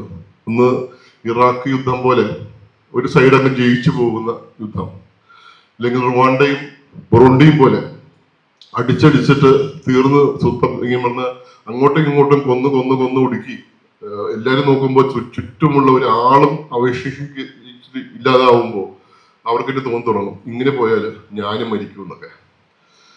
അങ്ങനെ ഒരു യുദ്ധം ചെയ്ത് മടുത്ത് മരിക്കുന്ന ആൾക്കാരുണ്ട്, ഒരു സമൂഹങ്ങളുണ്ട്. വാസ്തവത്തിൽ എനിക്ക് തോന്നുന്നു റഷ്യയും ഉക്രൈനും തമ്മിലുള്ള ഒരു യുദ്ധത്തിനെ നോക്കുമ്പോൾ അങ്ങനെ ഒരു എൻഡ് മാത്രമേ ഞാൻ വാസ്തവത്തിൽ കാണുന്നുള്ളൂ. ഈ ഗാസയുടെ ഒരു എക്സ്പീരിയൻസും കൂടെ പറഞ്ഞിട്ട് നിർത്താം. എങ്കിലും ഗാസ അതിനിടയ്ക്ക് 2023 അവസാനം ഒക്ടോബർ 10 ആയി പറയുന്ന ഒരു ഇൻസിഡന്റ് ഉണ്ടായത്. അപ്പൊ ഞാനന്ന് ഉക്രൈനിൽ നിന്ന് തിരിച്ചു വരുന്ന വഴിക്ക് ഒരു ലീവില് തിരിച്ചു വരുന്ന വഴിക്ക്, ലീവ് എന്ന് വെച്ച് കഴിഞ്ഞാൽ സാധാരണ ഇങ്ങനെ യുദ്ധമുഖത്തൊക്കെ ജോലി ചെയ്യുമ്പോൾ അങ്ങനെ കൂടുതൽ നാള് ജോലി ചെയ്യാൻ പറ്റില്ല, ഭയങ്കര സ്ട്രെസ്സാണ് നമുക്ക്. ഒരു 2 മാസം കഴിയുമ്പോൾ ഇവിടുന്ന് രക്ഷപ്പെടണം, ഇല്ലെങ്കിൽ ഇത് മാറണം, ഇവിടെ നിന്ന് മാറി എന്തെങ്കിലും എവിടെയെങ്കിലും പോയി ഒന്ന്, കാരണം എല്ലാ ദിവസവും രാത്രി ബോംബിങ്. അപ്പൊ നമ്മളത് കേട്ട് പരിചയമാണെങ്കിലും ഒച്ച കേൾക്കുമ്പോൾ നമ്മൾക്ക് ഇത് പ്രോട്ടോകോൾ അനുസരിച്ച് ഇറങ്ങി പോകണം. അപ്പൊ മിക്കവാറും എല്ലാ ദിവസവും ഇത് ബോംബിങ്ങിന്റെ ഈ സൈറൻ അടിക്കുമ്പോൾ പോയി രാത്രി മുഴുവൻ ബങ്കറിലും പകല് മുഴുവൻ ആശുപത്രിയിലായിട്ട് ഉറങ്ങാൻ പറ്റാതാവും. ഈ സ്ലീപ്ലെസ്നെസ് ഭയങ്കര പ്രശ്നമാണ്. അത് തിരിച്ചു പോന്നാലും പോലും ഉണ്ടാവും. കാരണം വെറുതെ നമ്മൾ വേറെ ഇന്ത്യയിൽ വന്നാലും പോലും വെറുതെ ഒരു എന്തെങ്കിലും ഒരു എന്താ പറയുക ബലൂൺ പൊട്ടുന്ന ഒച്ച കേട്ടാൽ നമ്മൾ ചാടി. പിന്നെ നമ്മൾ ഇന്ത്യയിലായിരുന്നു സാധാരണ ബലൂൺ പൊട്ടുന്നതൊക്കെ പിന്നെ ആലോചിക്കുള്ളൂ. നമ്മൾ ഓടാൻ തുടങ്ങും. ശരിക്കും പറഞ്ഞാല് അടുത്ത ബങ്കറിലേക്ക് എവിടെയാണെന്ന് അന്വേഷിച്ച് ഓടാൻ തുടങ്ങും. അപ്പോ അങ്ങനെ വരുന്ന വഴിക്കാണ് വാസ്തവത്തിൽ ഇത്. അപ്പോ ഈ ഗാസ തുടങ്ങുന്നത്. ഗാസ തുടങ്ങുമ്പോൾ അവിടെ പോകാനായിട്ട് പൊതുവെ ആൾക്കാരൊന്നുമില്ല. അപ്പൊ നമ്മൾ കുറച്ച് പരിചയമുള്ള ആൾക്കാരുടെ ഒരു ടീം ഉണ്ടാക്കിയിട്ട് പോകാന്ന് തീരുമാനിച്ചപ്പോഴാണ് അങ്ങനെയാണ് ഈ യുണൈറ്റഡ് നേഷൻസ് ഒരു എമർജൻസി മെഡിക്കൽ ടീമിനെ ഉണ്ടാക്കുന്നത്. കാരണം ഞാൻ നവംബർ അവസാനമായപ്പോഴേക്കും സ്ഥിതി വളരെ മോശമാണ്. ഒത്തിരി പേര് മരിക്കുന്നുണ്ട്, പ്രസവിക്കാൻ സ്ഥലമില്ല, മരുന്നുകളില്ല, വെള്ളമില്ല, വെളിച്ചമില്ല, ഡയറി ഡിസീസസ് ഭയങ്കരമായിട്ട് കൂടുന്നുണ്ട്. അപ്പൊ എന്തെങ്കിലും ആരെങ്കിലും ചെയ്യണം. ഈ ഷിഫ ഹോസ്പിറ്റല് ഏകദേശം അടയ്ക്കുന്നതിന്റെ വക്കത്തെത്തി. അപ്പൊ ബാക്കിയുള്ളൊരു ഹോസ്പിറ്റല്, ഷിഫ ഹോസ്പിറ്റലിന്റെ ഒരു പ്രശ്നം വെച്ച് കഴിഞ്ഞാല് സാധാരണ നേരത്തെ പറഞ്ഞ പോലെ ഈ ആശുപത്രിയിൽ ബോംബിടില്ല എന്ന് എല്ലാവരും ധരിച്ചു. ഏകദേശം 5000 പേരുണ്ടായിരുന്ന ഒരു ഹോസ്പിറ്റലാണ്. അപ്പൊ ഡോക്ടർമാരെല്ലാം അവര് അവിടെ നിൽക്കുക, അവര് ചികിത്സിച്ചുകൊണ്ടിരുന്നു. ഇവര് ഇസ്രയേലിൽ വന്നിട്ട് നോട്ടീസ് കൊടുത്തു. അടുത്ത ദിവസം ഹെലികോപ്റ്ററിൽ നോട്ടീസ് പറത്തി. മൂന്നാമത്തെ ദിവസം വീണ്ടും വാർണിംഗ് കൊടുത്തു. അപ്പൊ ആരും വിചാരിച്ചില്ല ഇത് ബോംബിട് വന്നു. 4ാമത്തെ ദിവസമായപ്പോ ആശുപത്രിയിൽ ബോംബ് വീണു. ഏകദേശം അന്ന് 30ഓളം ഡോക്ടർമാര് മരിച്ചു. അന്നത്തെ സ്ഥലത്ത് അവിടെ വിളിച്ചു, ആശുപത്രി കൂട്ടേണ്ടി വന്നു. അവിടെ നമ്മൾ എല്ലാവരും കൂടെ മിഡിൽ ഗാസയിലേക്ക് വന്നു. മിഡിൽ ഗാസയിൽ വന്നപ്പോൾ മിഡിൽ ഗാസയിലെ ആശുപത്രിയും ഇതുപോലെ തന്നെ അൽ അക്സ ഹോസ്പിറ്റൽ എന്നാണ് ആ ഹോസ്പിറ്റലിന്റെ പേര്. അവിടെയും ഇതുപോലെ ഈ നോട്ടീസ് പതിച്ചു. അവിടെ നോട്ടീസ് പതിച്ചപ്പോൾ എല്ലാവരും സ്ഥിതി മാറി. എല്ലാ ഡോക്ടർമാരും ഒറ്റയടിക്ക് അങ്ങ് മുങ്ങി. കാരണം അവർ മനസ്സിലായി അൽ ഷിഫ ഹോസ്പിറ്റലിൽ ബോംബ് ചെയ്തപ്പോൾ ഇതുപോലെ നമ്മൾ കാത്തു നിന്നുകൊണ്ടാണ് മരിച്ചത്. അതുകൊണ്ട് എല്ലാവരും കൂടെ മുങ്ങി. ആകെ കൂടെ 10 ഡോക്ടർമാരും 20 നഴ്സുമാരും ഏകദേശം 500 രോഗികളും ഉള്ള ഒരു വലിയ ആശുപത്രി. ഇപ്പോൾ ഇവിടേക്ക് പോകാനായിട്ട് ആളില്ല, ടീമില്ല. അപ്പൊ നമ്മള് ഇവരെല്ലാവരും എന്ത് പറഞ്ഞു കഴിഞ്ഞാലും ഒരു ടീമും അവിടുത്തെ ആൾക്കാർ പോകുന്നില്ല. അങ്ങനെയാണ് ഞങ്ങൾക്ക് ഒരു എമർജൻസി മെഡിക്കൽ ടീമിന്റെ ഒരു ഭാഗം ആയിട്ട് നമ്മൾ അതിന്റെ ഡയറക്ടറായിട്ട് ഞാൻ പോകേണ്ടി വന്നത്. ദൂരെ കാണുന്നത് ആ പലസ്തീൻ, ഈ ഗാസയിലേക്കുള്ള എൻട്രൻസ് ആണ്. അൽ-ആരിഫ് നമ്മൾ പോകുന്നത് ഈജിപ്തിൽ ഇറങ്ങിയിട്ട് ഈജിപ്തിൽ നിന്ന് ഏകദേശം 48 മണിക്കൂർ എടുക്കും. വലിയ ദൂരമൊന്നും ഇല്ലെങ്കിലും ഏകദേശം 30ഓളം ചെക്ക് പോസ്റ്റ് ഉണ്ട്. ഈ ചെക്ക് പോസ്റ്റുകളൊക്കെ കടന്ന് ഓരോ ചെക്ക് പോസ്റ്റിലും 2 മണിക്കൂർ 3 മണിക്കൂറൊക്കെ നിൽക്കും. കാരണം അവര് പറയുന്ന ആയുധങ്ങളില്ലെന്നൊക്കെ അവര് 100 വട്ടം ഉറപ്പാക്കി ഓരോ സാധനവും എടുത്ത് ചെക്ക് ചെയ്ത് പരിശോധിച്ച് ഒക്കെയാണ് വിടുന്നത്. അപ്പോൾ ഈ വലിയ ദൂരം ഇല്ലെങ്കിലും പോലും 48 മണിക്കൂർ കഴിഞ്ഞിട്ടാണ് വാസ്തവത്തിൽ ഈ റാഫ ബോർഡറിലേക്ക് നമ്മൾ എത്തുന്നത്.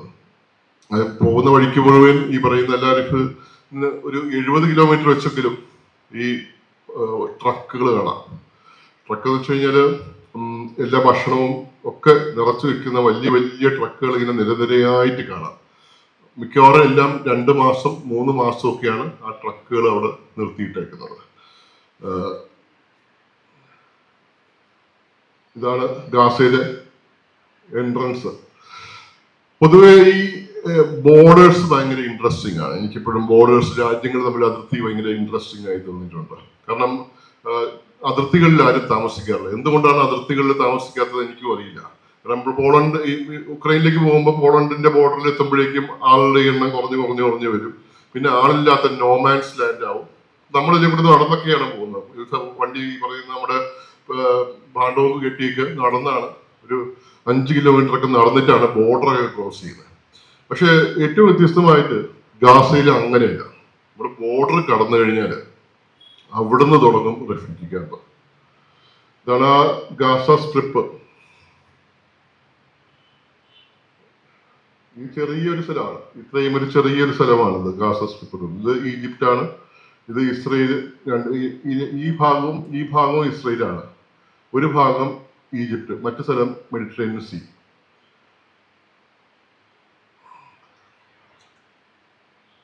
വീണ്ടും അത് ആണ് കുറച്ചുകൂടെ കൃത്യമായിട്ടുള്ള പിക്ചർ. ഏറിപ്പോയൊരു 80 കിലോമീറ്റർ നീളവും ഇവിടേക്ക് 10 കിലോമീറ്റർ മാത്രമേ ഉണ്ടാവുള്ളൂ. ഈ 10 കിലോമീറ്റർ മാത്രമേ വീതി ഉണ്ടാവും. ഇവിടെ 20 കിലോമീറ്റർ ഉണ്ടാവും. അത്രയുള്ള സ്ട്രിപ്പാണ്. 3 മില്യൺ ആൾക്കാരാണ് അവിടെ താമസിക്കുന്നത്. അപ്പോൾ ഇത് തുടങ്ങുമ്പോൾ ഈ ഗാസയുടെ ഈ ഭാഗത്ത് ഇവിടുന്നാണ് അൽ-ഷിഫയ്ക്ക് ഇവിടെയാണുള്ളത്. ഇവിടുന്നാണ് ബോംബിങ് തുടങ്ങുന്നത്. ബോംബിങ് തുടങ്ങുമ്പോഴേക്കും ആൾക്കാർ അവിടെ നിന്ന് ഇങ്ങോട്ട് വന്ന് ഈ പറയുന്ന ഇത് കഴിഞ്ഞ് ഖാൻ യൂനീസ്, അതും കഴിഞ്ഞ് ഇത് ഓരോ സ്ഥലത്തും ബോംബ് ചെയ്യുമ്പോൾ ആൾക്കാർ ഇങ്ങനെ മൂവ് ചെയ്ത് അവസരം റഫയിലേക്ക്, ഈ പറയുന്ന ഏകദേശം 2 മില്യൺ ആൾക്കാർ ഈ റഫായിൽ ഉണ്ട്.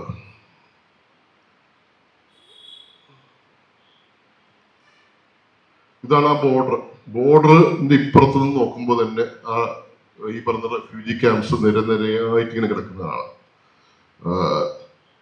ഒരു സ്ഥലത്തും അങ്ങനെ നമുക്ക് കാണാറില്ല.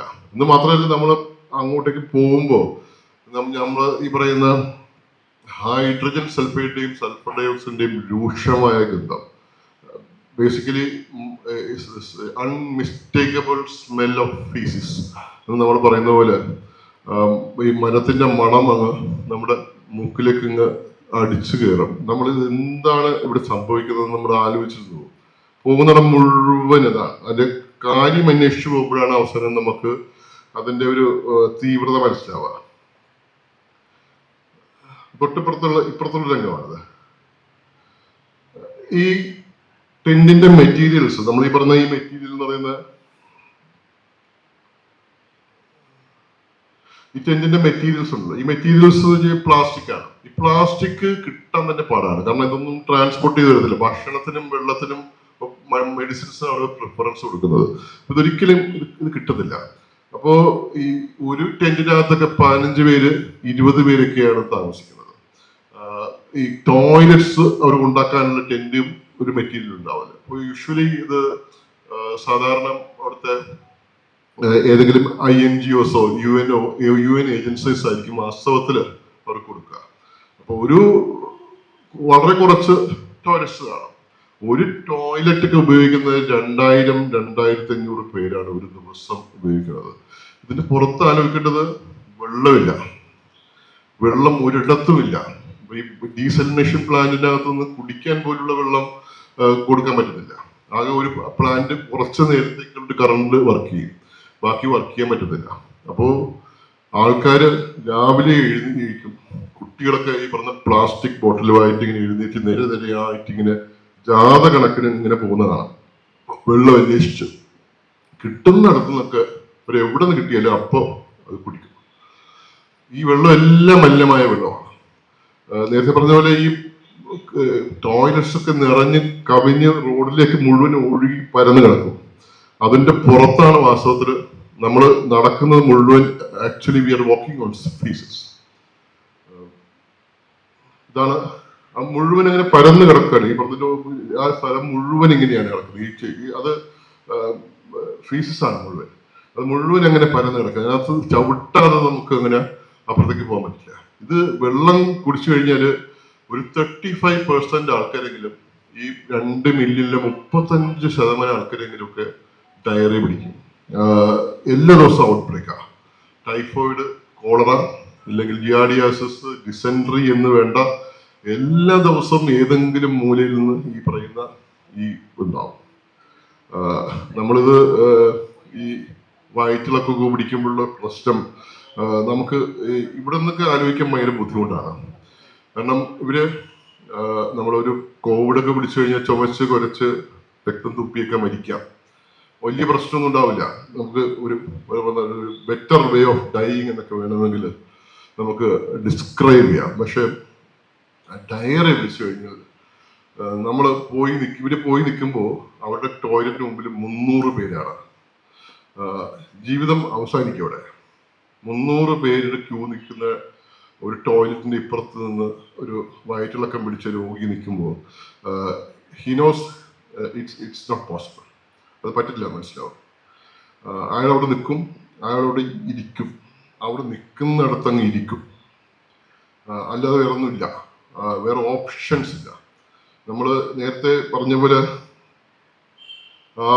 ഹോസ്പിറ്റലിൽ നമ്മൾ പോകുന്ന ഹോസ്പിറ്റലിൽ ഒരു 10,000 പേരുള്ള ഹോസ്പിറ്റലിനകത്ത് നടുക്കുള്ള ഒരു ക്ലിനിക്ക് ഉണ്ട്. ആ ക്ലിനിക്കിനകത്ത് പോകുമ്പോൾ ശരിക്കും പറഞ്ഞാൽ നമ്മൾ ഈ 2 സൈഡിലും ഇങ്ങനെ ടെന്റുകളുടെ നീണ്ട നിരയാണ്. ഇവിടെ എല്ലാം നീണ്ട നിര വെച്ച് അവിടെ മുമ്പിലെല്ലാം ഈ ആണുങ്ങളും പെണ്ണുങ്ങളെല്ലാം ഈ പറഞ്ഞ ഈ സ്ത്രീകൾക്ക് ബുർഖ ധരിക്കുന്നത് നല്ലൊരു പരിപാടിയാണെന്ന് എനിക്ക് ബോധ്യപ്പെട്ടത് അവിടെയാണ്. കാരണം ഇത് എടുത്തങ്ങ് മൂടും. Rest of the whole body is exposed. അവരുടെ മുഴുവൻ എക്സ്പോസ്ഡ് ആയിട്ടുള്ള തല മാത്രം മറച്ചിട്ട് അവരെങ്ങനെ ഇരിക്കും. ചിലര് ഇത് 2-3 കോളറൊക്കെ ആണെങ്കിൽ ലിറ്റർ കണക്കിനാണ് പോകുന്നത്. അവിടെ കിടന്ന് മരിക്കും. എന്നിട്ട് നമ്മൾ പോകുമ്പോൾ ഇവർക്ക് ഒച്ച കേൾക്കത്തില്ല, അവർ ഞെട്ടും. കിട്ടിയിട്ട് അറിയാതെ കരഞ്ഞു പോകും, വിതുമ്പി വിതുമ്പി കരഞ്ഞു പോകും. ഇറ്റ്സ് ലൈക്ക് ഒരു സൊസൈറ്റി മുഴുവൻ ഒരു ഒന്നോ രണ്ടോ ആൾക്കാർക്കൊക്കെ ഡിഗ്നിറ്റി ഇല്ലാതെയൊക്കെ നിൽക്കുന്ന നമുക്ക് മനസ്സിലാക്കാം. പക്ഷെ ഒരു സൊസൈറ്റി മുഴുവൻ ഡിഗ്നിറ്റി ഇല്ലാതെ ആവുന്ന ഒരു രംഗമാണ് നമ്മുടെ ജീവിതത്തിനകത്ത് ഏറ്റവും വലിയ. ഒരു പരിക്കേറ്റ ആൾക്കാരെ കുറിച്ചൊന്നും കുഴപ്പമൊന്നുമില്ല, ഡിഗ്നിറ്റി ഇല്ലാതെ നമുക്ക് നിൽക്കേണ്ടി വരുന്ന ഒരു അവസ്ഥ. It's pathetic. നമ്മൾ ഈ പറഞ്ഞ എന്തിനാണ് ജീവിച്ചിരിക്കുന്നത് നമുക്ക് തന്നെ തോന്നിപ്പോകുന്ന അവസ്ഥയാണ്. രണ്ടാമത്തെ കാര്യം, ഈ ഭക്ഷണം വിളമ്പുന്ന സ്ഥലത്താണ് ഇപ്പോഴും തുടരുന്നുണ്ട്. ഭക്ഷണം ഒരു വെപ്പണായി മാറുകയാണ്. വെപ്പൺ. ഈ ഭക്ഷണം ഒന്നും എത്തുന്നില്ല. ആകെ കൂടെ ഒരു ലോറി ഭക്ഷണം അവിടെ നിന്ന് പുറപ്പെട്ടു കഴിഞ്ഞാൽ കണ്ടു കഴിഞ്ഞാൽ ആൾക്കാരെല്ലാം പിറകെ കൂടും, സൈക്കിളിലും ഓടിയും ഇതിന്റെ കയറിൽ തൂങ്ങിയൊക്കെ ആൾക്കാരിങ്ങനെ ഓടും. അതിന്റെ അടിയിൽ പെട്ട് മരിക്കും. ഇതിന്റെ ഓരോ ചാക്കായിട്ട് ഉന്തി തള്ളി താഴെയിടും. ഓരോ ചാക്കിന്റെ പുറത്തും ഈ പറയുന്ന നൂറുകണക്കിന് ആൾക്കാർ അള്ളിപ്പിടിക്കും, അത് തമ്മിൽ അടിക്കും. ഈ പറയുന്ന ഒരു കൈ നിറയെ ഒരു ഈ പറയുന്ന മാവെടുക്കാനായിട്ട് കൊണ്ടുപോകാൻ കഴിയില്ല. അവസാനം ഇതെല്ലാം വഴി തൂവി ഒരു വലിയ കലാപമായി മാറും. വഴിനീള കലാപം. ഈ പറയുന്ന ട്രക്ക് ഭക്ഷണം ഇല്ലാത്ത സ്ഥലത്ത് ഭക്ഷണം എത്തിച്ചു കഴിഞ്ഞാൽ ഉണ്ടാവുന്ന പ്രശ്നങ്ങൾ, ഭക്ഷണം ചെറിയ രീതിയിൽ ഉണ്ടാകും. അങ്ങനെ നമ്മൾ വിചാരിക്കുമ്പോൾ ഈ ചെറിയ സൊല്യൂഷൻസ് ഒന്നും പറ്റില്ല.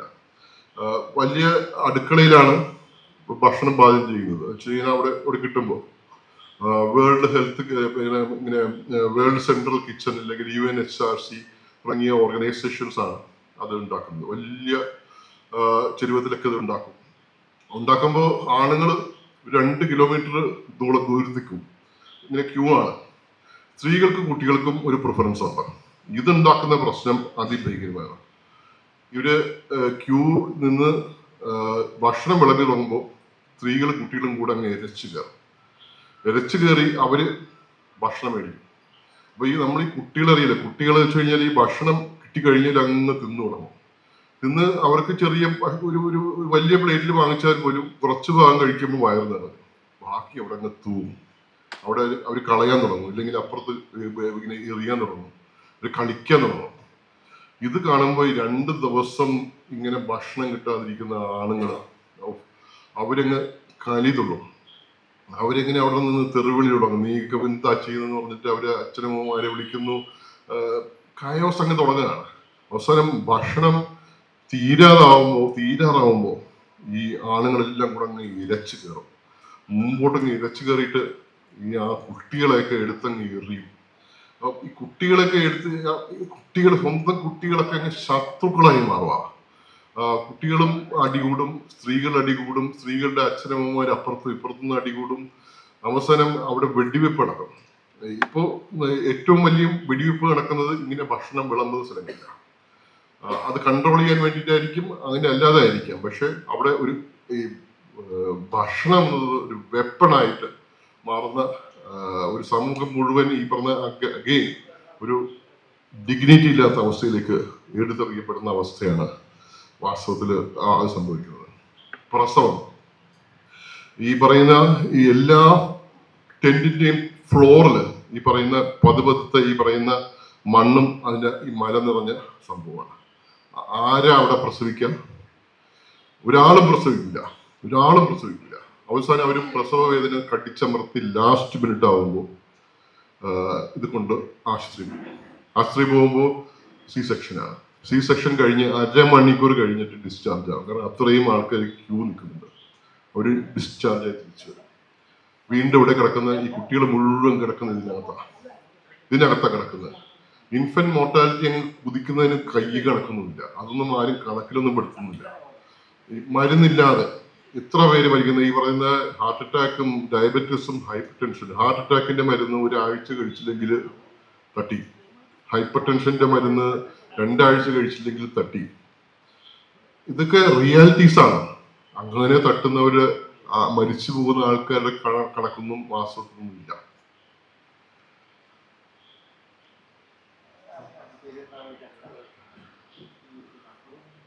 ഇത് ഞങ്ങൾ അവസരം അവിടെ നിന്ന് പോയ ഈ പറയുന്ന അൽ അക്സ ഹോസ്പിറ്റലിലേക്ക് ഇത്രയും പേര് എങ്ങാണ് വാസ്തവത്തിൽ നമ്മൾ സംഘടിപ്പിച്ചിട്ട് പോയത്. പോകുമ്പോൾ ഫോണില്ല, ഒന്നും, ഒരു കണക്ടിവിറ്റി ഇല്ല. അവസാനം എങ്ങനെയെങ്കിലും ഒരു സാറ്റലൈറ്റ് ഫോൺ ഒപ്പിച്ചിട്ട് അതിന് പിറകിലാണ് നമ്മളെല്ലാം കൂടെ അവസാനം അങ്ങനെ പോയത്. ഹോസ്പിറ്റലിൽ എത്തുമ്പോൾ ഹോസ്പിറ്റലിന് ചുറ്റുമുള്ള സ്ഥലം ഇങ്ങനെയാണ്. ഓരോ കെട്ടിടവും ഇടിഞ്ഞു പൊളിഞ്ഞ് തീർന്നു. ആകെ ഈ പറയുന്ന ഇടിഞ്ഞു പൊളിഞ്ഞ കെട്ടിടത്തിന്റെ നടുക്ക് ഈ പറഞ്ഞ അൽ-അഖ്സ ഹോസ്പിറ്റൽ അങ്ങ് നിൽക്കുകയാണ്. ഇതുപോലത്തെ സ്ഥലങ്ങളാണ്. ഇതാണ് ആ ഹോസ്പിറ്റല്. ആ ചുറ്റുമുള്ള ഈ പൊളിഞ്ഞ കോൺക്രീറ്റ് കൂടാരങ്ങൾക്കിടയിൽ ഈ ആശുപത്രി മാത്രം നിൽക്കുകയാണ്. 500 മുതൽ 1000 പേരെങ്കിലും അവിടെ ഉണ്ട്. ചെന്നപ്പോൾ തന്നെ വളരെ വലിയ പ്രശ്നങ്ങളാണ്. സാധനങ്ങളില്ല. അവസാനം യൂണിസെഫ് എന്നും മറ്റുമൊക്കെ UN എന്നൊക്കെ സാധനങ്ങളൊക്കെ ഒപ്പിച്ച് ഒരുവിധം ഹോസ്പിറ്റല് സ്റ്റാർട്ട് ചെയ്യാൻ കഴിഞ്ഞിട്ട്. ഹോസ്പിറ്റലിന്റെ പ്രധാന പ്രശ്നം ഇത് തന്നെയാണ്. ഈ ബോംബിങ് നടക്കുന്നത് എപ്പോഴാണെന്ന് എല്ലാവർക്കും നന്നായിട്ട് അറിയാം. കാരണം ഈ വൈകിട്ടൊക്കെ ആവുമ്പോൾ ഇസ്രയേൽ അവരുടെ നെറ്റ്വർക്ക് ഓൺ ചെയ്യും. ആ ഓൺ ചെയ്യുമ്പോൾ എല്ലാവരും, കാരണം ആരും എവിടെയാണ് എങ്ങനെയാണെന്നും ആർക്കും അറിയില്ല. അപ്പൊ എന്തെങ്കിലും ഒരു വിവരം കിട്ടാൻ വേണ്ടിയിട്ട് എല്ലാവരും ഈ പറയുന്ന നെറ്റ്വർക്കിലേക്ക് ഇങ്ങനെ ലോഗിൻ ചെയ്യും. ലോഗിൻ ചെയ്യുമ്പോൾ അതിനകത്ത് ഇവർക്ക് കിട്ടുന്ന ഏതെങ്കിലും ഒരാളുടെ ഫോൺ നമ്പർ ഇവരുടെ ലിസ്റ്റിലുണ്ടെങ്കിൽ അത് തേടിയിട്ട് ഒരു 5 ഡ്രോണുകൾ വരും. ഇവിടുത്തെ ഡ്രോൺ വെച്ച് കഴിഞ്ഞാൽ വലിയ ഡ്രോണുകളാണ്. കാരണം വെടിവെക്കാനൊന്നും ആരുമില്ല, തിരിച്ചു വെടിവെക്കാനൊന്നും ആരുമില്ല. ഈ 5 ഡ്രോണുകൾ ഇങ്ങനെ പറന്ന് നടക്കും. ഇത് 5 ഡ്രോൺ വരുമ്പോഴേക്കും ആണുങ്ങൾക്കെല്ലാം മനസ്സിലാവും അടുത്തത് മിസൈൽ വരുന്നുണ്ട്, ഇല്ലെങ്കിൽ ബോംബ് വരുന്നുണ്ട്. അവര് അവിടുന്ന് എടുത്ത് ചാടിയോടും.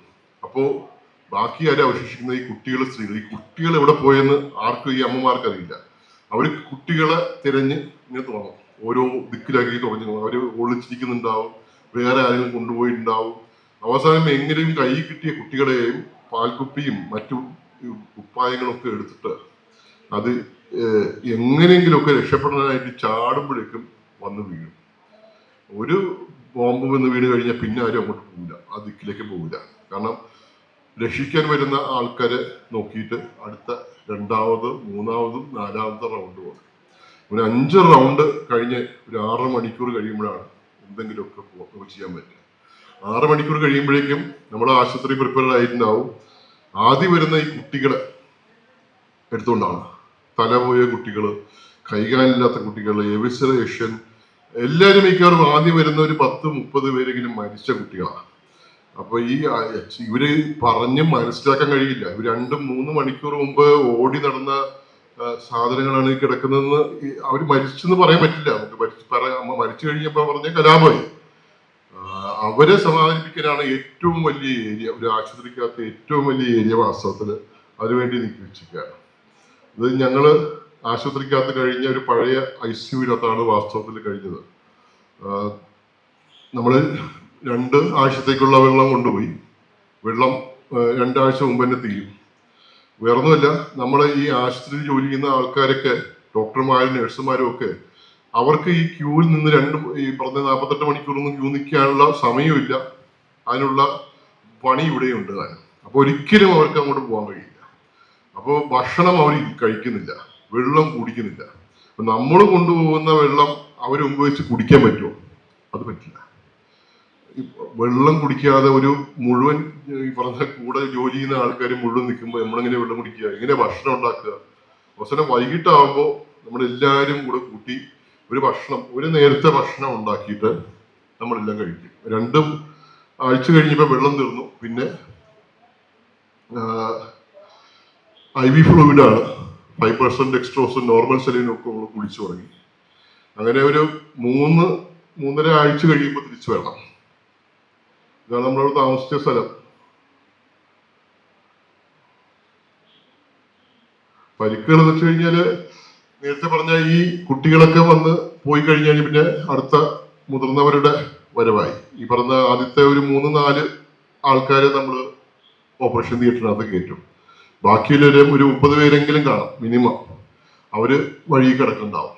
അപ്പോൾ എന്തെങ്കിലും അനസ്തീഷ്യ കൊടുത്തിട്ട് നോക്കിയാലും അതിനുമില്ല.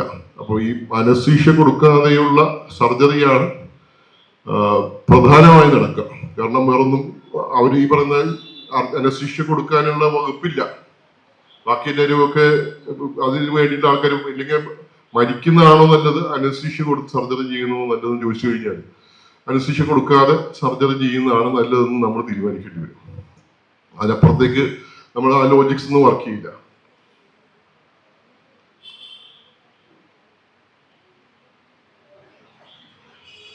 ഞാൻ പരിക്കുകൾ ഈ ആൾക്ക് ഒരു ഈ വെടിയുണ്ടായിട്ട് കഴിഞ്ഞുണ്ടാവുന്ന ആ എല്ലിന്റെ പൊട്ടലൊക്കെ കാണുന്നത്. നമ്മൾ സാധാരണ റോഡ് ട്രാഫിക് ആക്സിഡന്റ് ഒന്നും അല്ല.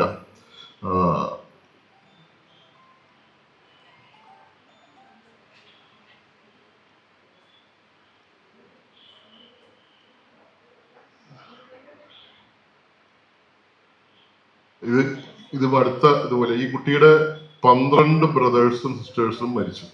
ഒരിട്ട ബോംബിങ്ങിനകത്ത് 12 പേരുടെ ബ്രദേഴ്സ് സിസ്റ്റേഴ്സും മരിച്ചു. അച്ഛനും അമ്മയും ഒക്കെ കഷ്ടിച്ച് രക്ഷപ്പെട്ടു. അച്ഛൻ ഓൺ ദ ടേബിളിൽ മരിച്ചു. അമ്മ ഇവർ ഓപ്പറേഷൻ ചെയ്ത ശേഷം 2 ആഴ്ച കഴിഞ്ഞിട്ട് അവരും മരിച്ചു. ആകെ കൂടെ ഇവൻ മാത്രമേ ഉള്ളൂ ബാക്കി. ഈ വൂണ്ടൊക്കെ ഇങ്ങനെ ഇരിക്കുന്നെങ്കിലും ഇത് കാണുമ്പോൾ വളരെ ചെറുതായി തോന്നുമെങ്കിലും അകത്തുള്ള സംഭവങ്ങളൊക്കെ വളരെ വ്യത്യസ്തമാണ്. വെറുതെ ആ കാണുന്ന ഇത്രയും ഈ സാധനം അകത്തുനിന്ന് എടുത്താണ്. ഒരു ബോംബിന്റെ വലിയ കഷ്ണം ഈ മുറിവിനകത്തുനിന്ന് എടുത്തതാണ്.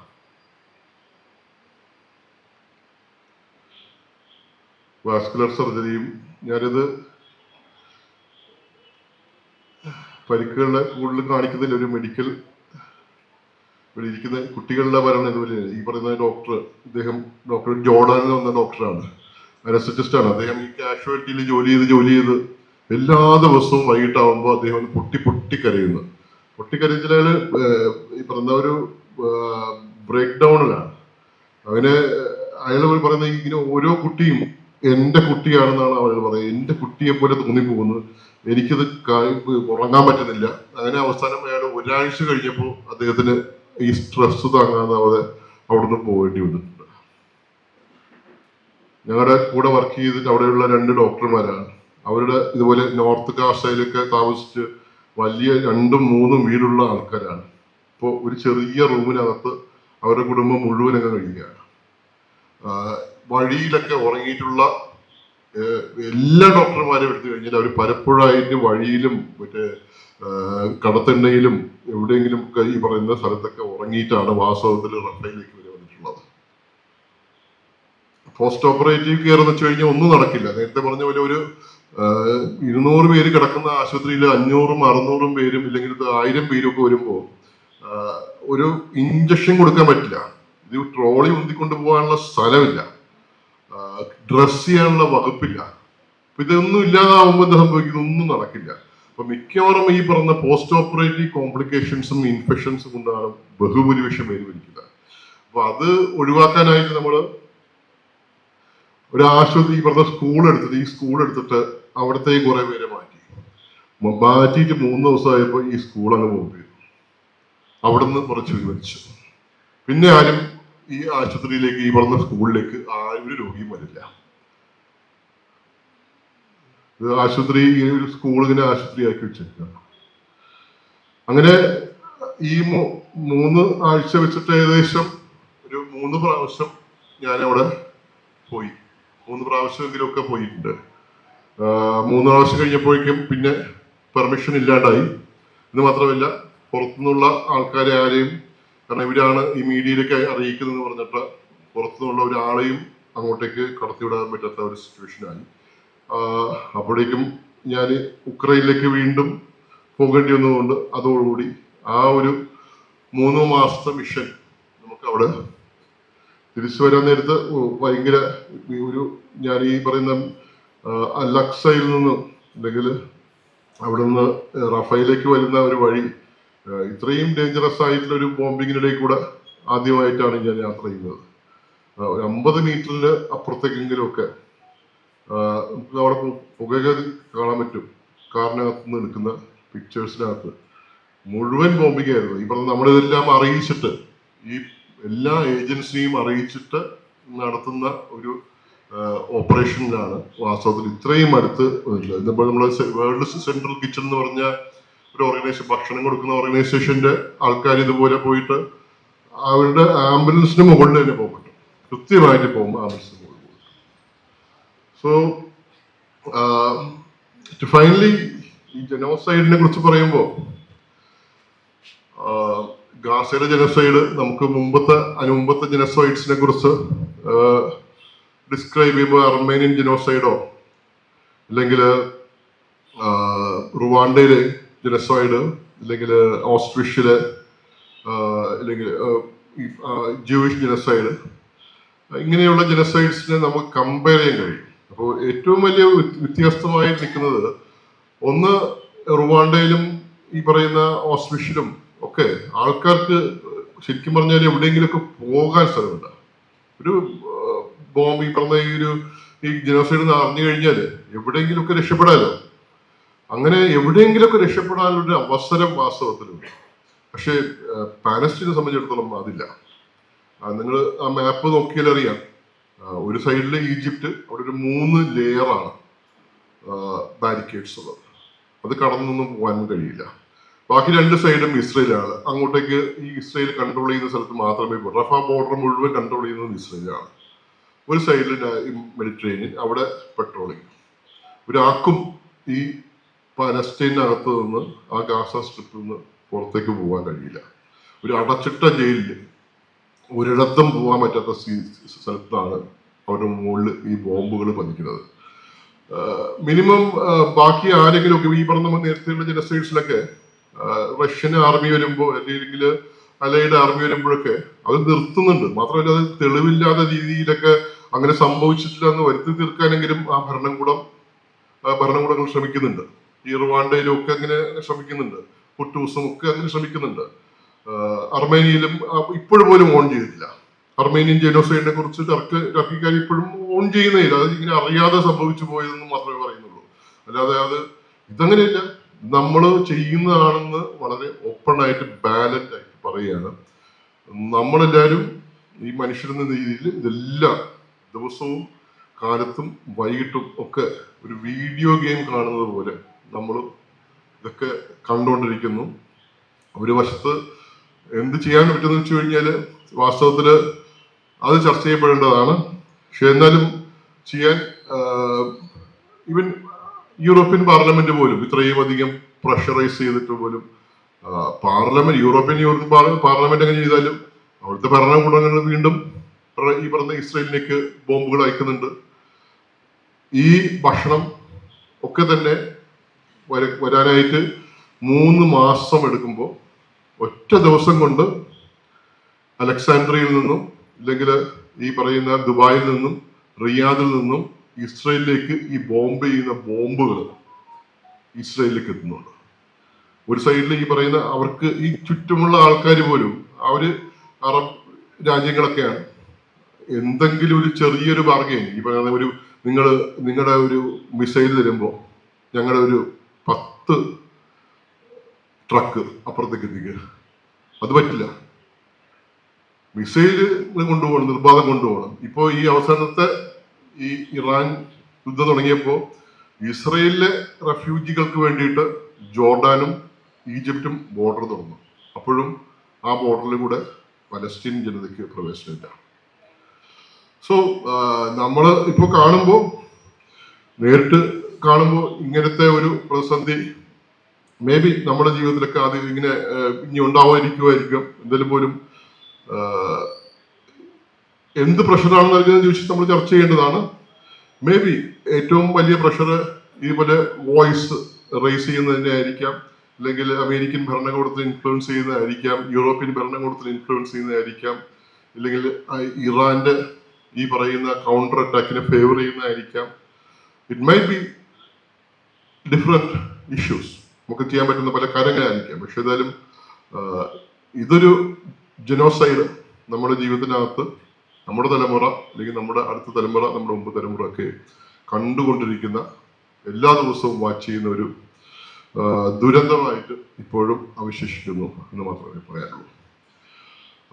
ഇത്രയും നേരം കേട്ട് കൊണ്ടിരുന്ന എല്ലാവർക്കും